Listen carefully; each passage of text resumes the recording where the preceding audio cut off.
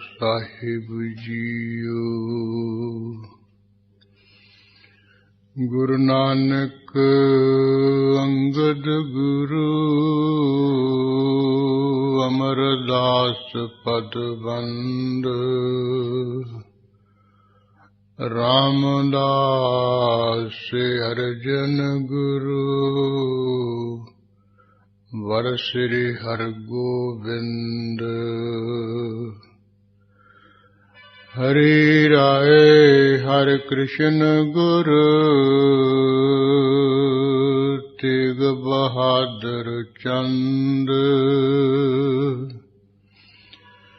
दसवें गोविंद सिंह गुरु नमो चरण अरविंद। श्री गुरु शब्द कमाए जिन जीते पंच विकार। तिन संतन को बंदना सिर चरणन पर थार। एक अंकारा सतगुरु तिहि प्रसाद सच होय। वाहिगुरु जी की फतेह विघ्न विनाशन सोय। वाहिगुरु जी की फतेह विघ्न विनाशन सोय। वाहिगुरु साहिब जीओ दोहरा। इस प्रकार औरंग ने हते पिता और भ्रात। दुष्ट पाप कर्मा महा बहु लोकन दुख दात। इस प्रकार औरंग ने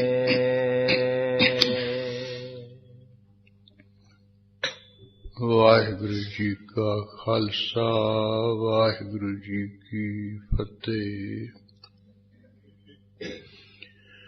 परम सत्कारयोग गुरु खालसा साध संगत जी, गुरु महाराज की किरपा नाल रहमत ते बख्शिश नाल आप अमृत वेले दी दीवान दियां हाजरियां भरदियां होयां गुरबाणी स्वरूप सतगुरु साहिब के दर्शन दीदार करते हुए कीर्तन तो उपरंत सतवें पातशाह सतगुरु हरराय साहिब जी का जो इतिहास विच लड़ीवार रूप में प्रसंग चल रहा है वो आप सरवण करते हैं ते महान लाहा हासिल करते हाँ। इस इतिहास विच जिवें औरंगजेब दे खोट पुणे बड़े भारी वज्र पाप अपने भरावां नूं मरवाना ते अखीरी अपने प्यो नूं भी मरवा देना सिर्फ दिल्ली दी पातशाही वास्ते। वो प्रसंग आपां कई रोज तो सुन रहे सी। कल दे इतिहास विच पिता नूं कैद करके भुखा तिकाया मरवाया। भावें पिता ने पत्र भी लिख के भेजिया सी भी ए पुत्र कोई मन दे विच पातशाही दा हुकम दा मान नहीं करना चाहिदा है। कोई समा सी मैं भी तेरे वांग लखां कोड़ असवार सूरवीरां दा मालिक सी। अज मेरी ये हालत है भी एक पानी दा भी मैं तिहाया रहना, पानी भी पूरा नहीं मिलता है। पाप की है जे खुदा किसी ते पुठी निगाह कर दे फिर ऐसा हाल हो जाता है। ਉਹ ਹੁੰਦਾ ਮੈਂ ਹੰਕਾਰ ਨਾਲ ਹੀ ਹੈ।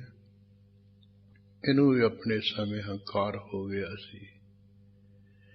ਇੱਕ ਵਾਰੀ ਕੋਈ ਗੁਰੂ ਕਾ ਸਿੱਖ ਗੁਰੂ ਨਾਨਕ ਸਾਹਿਬ ਜੀ ਆਸਾ ਦੀ ਵਾਰ ਬਾਣੀ ਦਾ ਪਾਠ ਕਰ ਰਿਹਾ ਸੀ ਤੇ ਉਹ ਇਹ ਪੌੜੀ ਪੜ੍ਹ ਰਿਹਾ ਸੀ। ਨਜ਼ਰ ਉਪੱਠੀ ਜੇ ਕਰੇ ਸੁਲਤਾਨਾ ਕਾਹੋ ਕਰਾਏਂਦਾ, ਦਰ ਮੰਗਣ ਭਿਖ ਨਾ ਪਾਏਂਦਾ। ਵੀ ਜੇ ਵਾਹਿਗੁਰੂ ਪਰਮੇਸ਼ਰ ਕਿਤੇ ਉਲਟੀ ਨਿਗਾਹ ਕਰ ਲਵੇ ਤੇ ਉਹ ਬਈ ਬਹੁਤ ਵੱਡੀ ਤਬਦੀਲੀ ਲੈ ਆਉਂਦਾ ਹੈ। ਸੁਲਤਾਨਾ ਕਾਹੋ ਕਰਾਏਗਾ, ਵੀ ਜਿਹੜੇ ਵੱਡੇ ਵੱਡੇ ਚੱਕਰਵਾਰ ਦਾ ਪਾਤਸ਼ਾਹ ਉਹਨਾਂ ਨੂੰ ਘਾਹ ਖਵਾ ਦਿੰਦਾ ਹੈ। ਇੱਥੋਂ ਤੱਕ ਉਹਨਾਂ ਦੀ ਨਿਗਰੀ ਹਾਲਤ ਕਰਨ ਦਾ ਦਰ ਮੰਗਣ ਭਿਖ ਨਾ ਪਾਏਗਾ। ਦਰ ਦੇ ਜੇ ਭਿਖਿਆ ਵੀ ਮੰਗਦੇ ਨੂੰ ਤਾਂ ਕੋਈ ਭਿਖਿਆ ਪਾ ਦਿੰਦਾ। ਕਹਿੰਦੇ ਉਹ ਚੱਕਰ ਪਾਤਸ਼ਾਹੀ ਨੂੰ ਕੋਈ ਭਿਖਿਆ ਵੀ ਨਹੀਂ ਪਾਉਂਦਾ, ਕਾਣੀ ਕੌਡੀ ਵੀ ਨਹੀਂ ਦਿੰਦਾ ਹੈ। ਜੇ ਵਾਹਿਗੁਰੂ ਜੇ ਪੁੱਠੀ ਨਿਗਾਹ ਕਰ ਦੇਵੇ ਕਿਸੇ ਦੇ, ਜੇ ਉਹ ਨਾਰਾਜ਼ ਹੋ ਜਾਏ। ਐਸਾ ਸੁਣ ਕੇ ਅਹੰਕਾਰ ਨਾਲ ਕਹਿੰਦਾ ਵੀ ਮੈਂ ਨਹੀਂ ਇਹ ਮੰਨਦਾ ਹਾਂ ਵੀ ਹੋਵੇ ਚੱਕਰਵਰਤੀ ਪਾਤਸ਼ਾਹ ਤੇ ਉਹ ਘਾਹ ਖਾਵੇ ਤੇ ਉਹ ਕੌਡੀ ਕੌਡੀ ਮੰਗੇ ਤੇ ਉਹਨੂੰ ਕੋਈ ਕਾਣੀ ਕੌਡੀ ਭਿਖਿਆ ਵਿੱਚ ਨਾ ਦੇਵੇ। ਇਹ ਤਾਂ ਵੀ ਇੰਨੀ ਗੱਲ ਮੰਨਣ ਵਿੱਚ ਨਹੀਂ ਆਉਂਦੀ ਹੈ। ਇਉਂ ਗੁਰੂ ਨਾਨਕ ਦੀ ਬਾਣੀ ਉੱਪਰ ਤਰਕ ਕੀਤੀ ਹੰਕਾਰ ਵਿੱਚ ਆ ਕੇ ਉਹ ਫਿਰ ਇਹਦੇ ਨਾਲ ਆਪਣੇ ਅੰਤ ਦੇ ਸਮੇਂ ਆਪ ਹੀ ਭਾਣਾ ਵਰਤਿਆ। ਜਦੋਂ ਇਹ ਕੈਦ ਕਰ ਲਿਆ ਨਾ ਆਗਰੇ ਵਿੱਚ, ਉੱਥੋਂ ਫਿਰ ਹਾਥੀ ਤੇ ਚੜਾ ਕੇ ਜਦੋਂ ਇਧਰ ਨੂੰ ਲਿਆਂਦਾ, ਇਹਦੇ ਛੋਟੇ ਪੁੱਤਰ ਔਰੰਗਜ਼ੇਬ ਨੇ ਕਹਿ ਦਿੱਤਾ ਵੀ ਇਹ ਬਾਪ ਨੂੰ ਨਾ ਪਾਣੀ ਦੇਣਾ ਤੇ ਨਾ ਰੋਟੀ ਦੇਣੀ ਖਾਣ ਨੂੰ, ਭੁੱਖਾ ਤੇ ਹੈ ਲਿਆਉਣਾ, ਹਾਥੀ ਤੇ ਚੜਾ ਕੇ ਹੇਠਾਂ ਨਹੀਂ ਉਤਰਨ ਦੇਣਾ ਹੈ। ਉਹ ਹਾਥੀ ਉੱਪਰ ਚੜਾ ਲੈਂਦੇ, ਤੁਰੀ ਆਉਂਦੇ, ਕੋਈ ਇਹਦੀ ਹਾਲ ਦੁਹਾਈ ਮਚਾਈ ਸੁਣਦੇ ਨਹੀਂ ਹੈ। ਜੇ ਪਾਣੀ ਮੰਗਦਾ ਕਹਿੰਦੇ ਵੀ ਨਹੀਂ ਉਧਰੋਂ ਨਹੀਂ ਹੁਕਮ ਹੈਗਾ ਹੈ, ਰੋਟੀ ਮੰਗਦਾ ਕਹਿੰਦੇ ਉਧਰੋਂ ਨਹੀਂ ਹੁਕਮ ਹੈਗਾ ਹੈ, ਕੁਝ ਨਹੀਂ ਮਿਲਣਾ। ਦਿੱਲੀ ਜਾ ਕੇ ਉਹ ਤੇਰਾ ਜਿਹੜਾ ਪੁੱਤਰ ਹੈ ਔਰੰਗਜ਼ੇਬ, ਦਿੱਲੀ ਦੀ ਪਾਤਸ਼ਾਹੀ ਦਾ ਮਾਲਕ, ਉਹ ਕਹੇਗਾ ਉਸ ਅਨੁਸਾਰ ਕੁਝ ਮਿਲਣਾ ਹੈ। ਅਖੀਰ ਇਹ ਭੁੱਖਾ ਤਿਹਾਇਆ ਹੈ। ਇੱਕ ਚਣੇ ਜੇ ਛੋਲੇ ਜੇ ਪੱਕੇ ਹੋਏ ਸੀ, ਡੱਡਿਆਂ ਤੇ ਆਏ ਹੋਏ ਸੀ। ਉਹ ਖੇਤ ਦੇ ਬੰਨੇ ਰਸਤੇ ਤੋਂ ਜਦੋਂ ਲੰਘਣ ਲੱਗਿਆ ਨਾ, ਹੁਣ ਤਾਂ ਦੇਖਿਆ ਵੀ ਹੁਣ ਮੈਂ ਹਾਥੀ ਤੇ ਚੜਾਇਆ ਹੋਇਆ ਹਾਂ ਤੇ ਹੱਥ ਵੀ ਪੈਰ ਪਿੱਛੇ ਨੂੰ ਕਰਕੇ ਬੰਨੇ ਹੋਏ ਆ ਮੇਰੇ। ਫਿਰ ਇਹਨੇ 420 ਜੀ ਵਰਤੀ, ਕਹਿਣ ਲੱਗਾ ਵੀ ਮੈਂ ਮੈਦਾਨ ਜਾਣਾ ਹੈ, ਮੈਂ ਚੀਤਾ ਭਜਾਉਣਾ, ਪਿਸ਼ਾਬ ਕਰਨਾ, ਮੈਨੂੰ ਛੇਤੀ ਦੇ ਕੇ ਹੇਠਾਂ ਲਾਓ। ਹੁਣ ਕਿਹੜਾ ਮੈਦਾਨ ਜਾਣਾ ਸੀ, ਕਿਹੜਾ ਪਿਸ਼ਾਬ, ਤਾਂ ਪਾਣੀ ਤਾਂ ਰੋਟੀ ਦਿੰਦੇ ਨਹੀਂ ਸੀ, ਖਾਤੇ ਆਇਆ ਸੀ। ਇਹ ਐਸਾ ਹੈਗਾ ਹੀ ਹੈ ਵੀ ਜਦੋਂ ਇਸ ਤਰ੍ਹਾਂ ਦਾ ਕੋਈ ਕਹਿ ਦੇਵੇ ਨਾ, ਕੈਦ ਵਿੱਚ ਫਸਿਆ ਮਨੁੱਖ, ਫਿਰ ਉਹਨੂੰ ਇਹ ਛੱਡ ਦਿੰਦੇ ਹੁੰਦੇ ਆ। ਹੁਣ ਵੀ ਥਾਣੇ ਕੋਈ ਡੱਕ ਦੇਵੇ ਨਾ, ਉਹਨੂੰ ਕਹਿ ਦੇ ਵੀ ਮੈਨੂੰ ਆਏ ਤਕਲੀਫ, ਤੇ ਉਹ ਝਟ ਕਹਿਣਗੇ ਜਾ ਨਿਕਲ ਜਾ, ਇੱਥੇ ਨਾ ਗੰਦ ਖਲਾਰੀ। ਹੋਰ ਨਹੀਂ ਗੱਲ ਕਹੀ ਮੰਨਦੇ ਉਹਦੀ। ਜਦੋਂ ਉਹਨਾਂ ਨੇ ਕਿਹਾ ਤੇ ਮਹੋਤਾ ਨੇ ਕਹਿੰਦੇ ਵੀ ਹਾਥੀ ਤੋਂ ਲਾਓ, ਗੰਦ ਖਲਾਰੋ, ਆਪਾਂ ਨੂੰ ਬਹਿਣਾ ਔਖਾ ਹੋ ਜਾਊਗਾ। ਹੇਠਾਂ ਲਾਇਆ, ਲਾਉਂਦਿਆਂ ਸਾਰੇ ਵੀ ਉਹ ਡੰਡਿਆਂ ਦੇ ਖੇਤ ਨੂੰ ਲੱਗ ਗਿਆ ਬੁਰਕ ਭਰਨ, ਜਿਵੇਂ ਪਸ਼ੂ ਭਰਦਾ ਹੁੰਦਾ ਹੈ। ਨਾਲੇ ਗੁਰੂ ਨਾਨਕ ਸਾਹਿਬ ਦਾ ਬਚਨ ਚੇਤੇ ਕਰੇ, ਨਾਲੇ ਉਹ ਕਾਜਾ ਡੱਡੇ ਜੇ ਖਾਵੇ ਮੂੰਹ ਨਾਲ ਹੀ ਬੁਰਕ ਮਾਰ ਮਾਰ ਕੇ, ਨਾਲੇ ਰੋਵੇ ਪਿੱਟੇ। ਕਹਿੰਦਾ ਮੈਂ ਗੁਰੂ ਨਾਨਕ ਦੀ ਬਾਣੀ ਤੇ ਕਿਉਂ ਕੰਤ ਕਰਨੀ ਸੀ, ਆ ਤਾਂ ਮੇਰੇ ਨਾਲ ਹੀ ਵਰਤ ਗਿਆ। ਮੈਂ ਕਹਿੰਦਾ ਸੀ ਚੱਕਰਵਰਤੀ ਪਾਤਸ਼ਾਹ ਹੋਵੇ ਉਹ ਖਾ ਸਕਦਾ ਹੈ, ਅੱਜ ਮੈਨੂੰ ਖਾਣਾ ਪੈ ਗਿਆ। ਫਿਰ ਉਹ ਦਿੱਲੀ ਵਿੱਚ ਜਾ ਕੇ ਤੇ ਔਰੰਗਜ਼ੇਬ ਕਹਿੰਦਾ ਇਹ ਬੜਾ ਹੰਕਾਰੀ ਬੰਦਾ ਹੈ, ਇਹਦਾ ਹੰਕਾਰ ਜਾ ਲਾਓ, ਇਹਨੂੰ ਇੱਥੇ ਨਾ ਹਾਥੀ ਤੇ ਚੜਾ ਕੇ ਨਾ ਦਰ ਦਰ ਦੇ ਵਿੱਚ ਭਿੱਖਿਆ ਮੰਗਾਓ, ਕੋਈ ਕਾਣੀ ਕੌਡੀ ਮੰਗੋ ਨਿਉ। ਫਿਰ ਔਰੰਗਜ਼ੇਬ ਨੇ ਉਹ ਜਿਵੇਂ ਮਹਾਰਾਜ ਦਾ ਬਚਨ ਕਿਹਾ ਸੀ ਉਹ ਪਾਪਾ ਕਲਾ ਵਰਤ ਗਈ, ਫਿਰ ਦਰ ਦਰ ਕੌਡੀ ਮੰਗਦਾ। ਔਰੰਗਜ਼ੇਬ ਤੋਂ ਡਰਦਾ, ਕੋਈ ਕੌਡੀ ਵੀ ਨਹੀਂ ਦਿੰਦਾ ਇਹਨੂੰ ਵੀ ਉਹ ਮਾਰੂ, ਵੀ ਮੇਰੇ ਬਾਪੂ ਨੂੰ ਕਿਉਂ ਦਿੱਤਾ ਤੁਸੀਂ, ਮੇਰਾ ਤਾਂ ਜੇਲ੍ਹ ਕੀਤਾ, ਭੁੱਖਾ ਤੇ ਆਇਆ ਮੈਂ, ਤੇ ਤੁਸੀਂ ਹੁਕਮ ਅਦੂਲੀ ਕੀਤੀ ਹੈ। ਉਹ ਤੋਂ ਡਰਦੇ ਇਹ ਸ਼ਾਹਜਹਾਨ ਨੂੰ ਕੋਈ ਕਾਣੀ ਕੌਡੀ ਭਿੱਖਿਆ ਨਹੀਂ ਦਿੰਦਾ ਹੈ। ਇਹ ਵਾਹਿਗੁਰੂ ਜੀ ਉਲਟੀ ਨਿਗਾਹ ਕਰਦੇ ਇਹੋ ਜਿਹਾ ਹਾਲ ਹੋ ਜਾਂਦਾ ਵੀ ਵਾਹਿਗੁਰੂ ਤੋਂ ਡਰਨਾ ਚਾਹੀਏ। ਜੇ ਉਹਦੀ ਮਿਹਰ ਦੀ ਨਿਗਾਹ ਹੋ ਜਾਏ ਫਿਰ ਉਹ ਭਾਵੇਂ ਕਿੱਡਾ ਕੰਗਾਲ ਨੰਗ ਮਲੰਗ ਹੋਵੇ ਨੂੰ ਪਾਤਸ਼ਾਹ ਬਣਾ ਕੇ ਰੱਖ ਦਿੰਦਾ। ਜਿਵੇਂ ਗੁਰੂ ਨਾਨਕ ਸਰੂਪ ਦੇ ਵਿੱਚ ਇੱਕ ਬੱਚਾ ਸੀ, ਸਿਰਫ ਗੁਰੂ ਨਾਨਕ ਸਾਹਿਬ ਜੀ ਨੂੰ ਉਹ ਘਾਹ ਜਾਂ ਇਕੱਠਾ ਕਰਕੇ ਉੱਤੇ ਆਪਣੇ ਚਾਦਰ ਜੀ ਵਿਛਾ ਕੇ ਤੇ ਬਿਠਾ ਦਿੱਤਾ ਸੀ, ਮਹਾਰਾਜ ਬੈਠੋ ਇਹਦੇ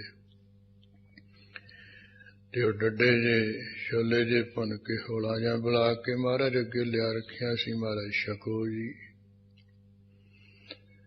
ਉਸ ਵੇਲੇ ਗੁਰੂ ਨਾਨਕ ਸਾਹਿਬ ਜੀ ਨੇ ਉਹ ਬੱਚੇ ਵੱਲ ਨਹੀਂ ਦੇਖ ਕੇ ਤੇ ਬਚਨ ਕਰ ਦਿੱਤਾ, 70 ਤੇਰਾ ਲੇਫ ਨਿਹਾਲੀ ਪਾਓ ਤੇਰਾ ਪਕਵਾਨ, ਨਾਨਕ ਸਿਫਤੀ ਰਜਿਆ ਆਓ ਬਹੁ ਸੁਲਤਾਨ। ਵੀ ਇਹ ਬੱਚੇ ਤੇਰਾ ਜਿਹੜਾ 70 ਜਾਣਾ ਘਾਹ ਫੂਸ ਵਿਛਾ ਕੇ ਤੇ ਉੱਪਰ ਗਾਦਰ ਪਾਤੀ, ਸਾਡੇ ਲਈ ਰਜਾਈਆਂ ਤਲਾਈਆਂ ਹੈ।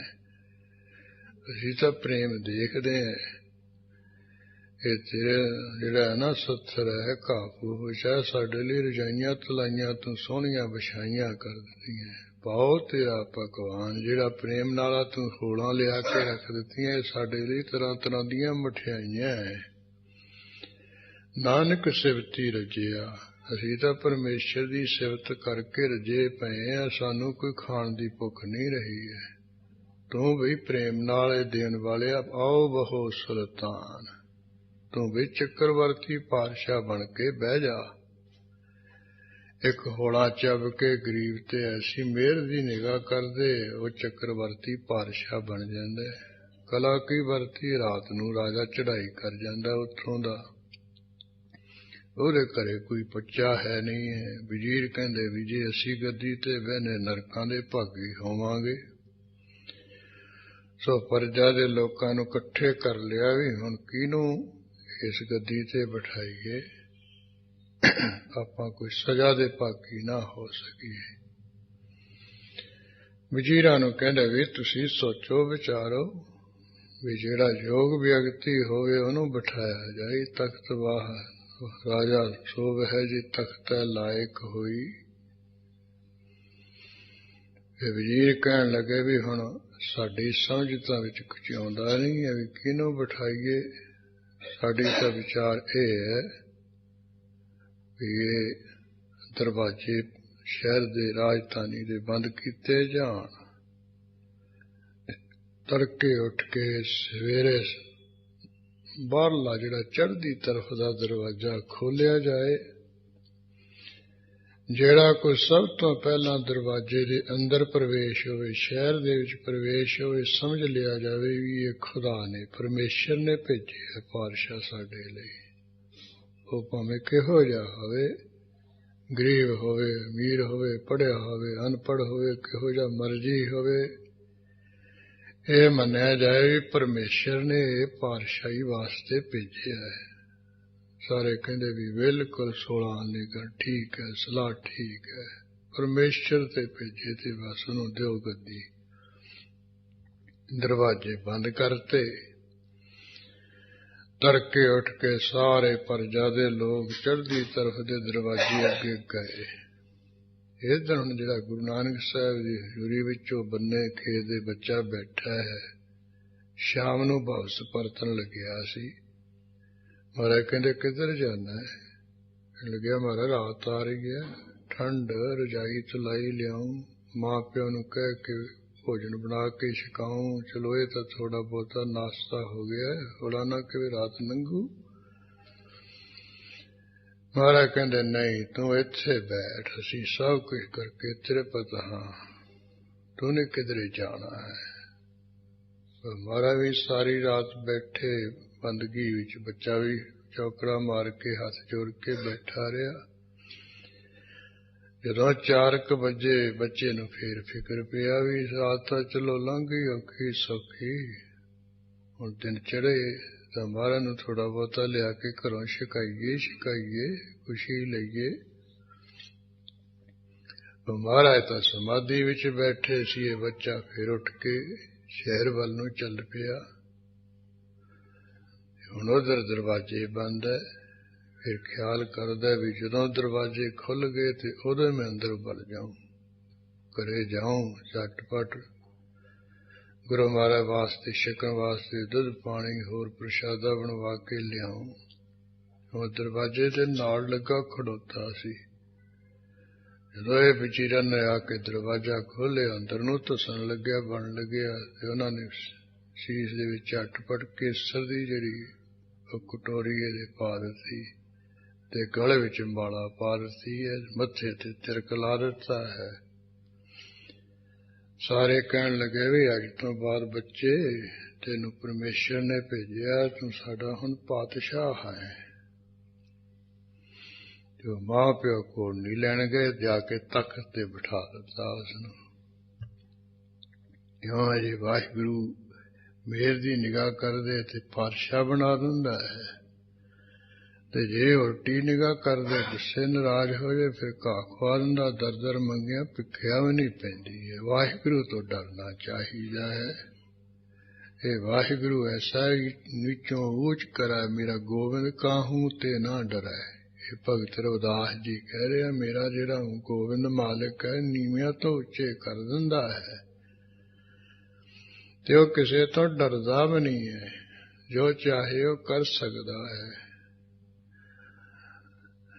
ਇਸ ਕਰਕੇ ਹੁਣ ਸ਼ਾਹਜਹਾਂ ਨੂੰ ਬੜਾ ਹੰਕਾਰ ਸੀ। ਗੁਰੂ ਹਰਗੋਬਿੰਦ ਸਾਹਿਬ ਨਾਲ ਲੜਦਾ ਰਿਹਾ, 4 ਜੰਗ ਕੀਤੇ ਤੇ ਮੂੰਹ ਦੀ ਖਾਧੀ। ਫਿਰ ਹੰਕਾਰ ਕਰਕੇ ਗੁਰੂ ਨਾਨਕ ਸਾਹਿਬ ਦੇ ਬਚਨਾਂ ਤੇ ਕੀਤਾ ਤੇ ਉਹ ਹਾਲ ਆਪ ਨਾਲ ਬੁਰਾ ਹੋ ਗਿਆ। ਆਪਣੇ ਪੁੱਤ ਰਾਹੀਂ ਘੁਮੋਤੇ ਮਰਿਆ। ਇਸ ਤਰ੍ਹਾਂ ਦਾ ਪ੍ਰਸੰਗ, ਜਿਵੇਂ ਸ਼ਾਹਜਹਾਂ ਨੂੰ ਭੁੱਖਾ ਤੇ ਹੋਇਆ ਮਾਰਿਆ ਇਸ ਨੇ, ਤੇ ਫਿਰ ਸ਼ਰ੍ਹਾ ਦੇ ਰਸਤੇ ਹੋਰ ਜਿਹੜੇ ਕੋਈ ਫਕੀਰ ਲੋਕ ਸੀ ਉਹਨਾਂ ਤੇ ਵੀ ਆਤੇ ਨੇ ਚੁੱਕੀ। ਜਿਹੜੇ ਵੀ ਔਰੰਗਜ਼ੇਬ ਨੇ ਪਾਪ ਕੀਤੇ, ਗੁਨਾਹ ਕੀਤੇ, ਉਹ ਪ੍ਰਸੰਗ ਕਵੀ ਜੀ ਅੱਜ ਦੇ ਅੰਸੂ ਵਿੱਚ ਕਹਿ ਰਹੇ ਹੈ। ਉਹ ਜਿਵੇਂ ਵੀ ਇਤਿਹਾਸ ਵਿੱਚ ਪ੍ਰਸੰਗ ਆਉਂਦਾ ਸੀ ਸੁਣੀਏ ਮਨ ਲਾ ਕੇ।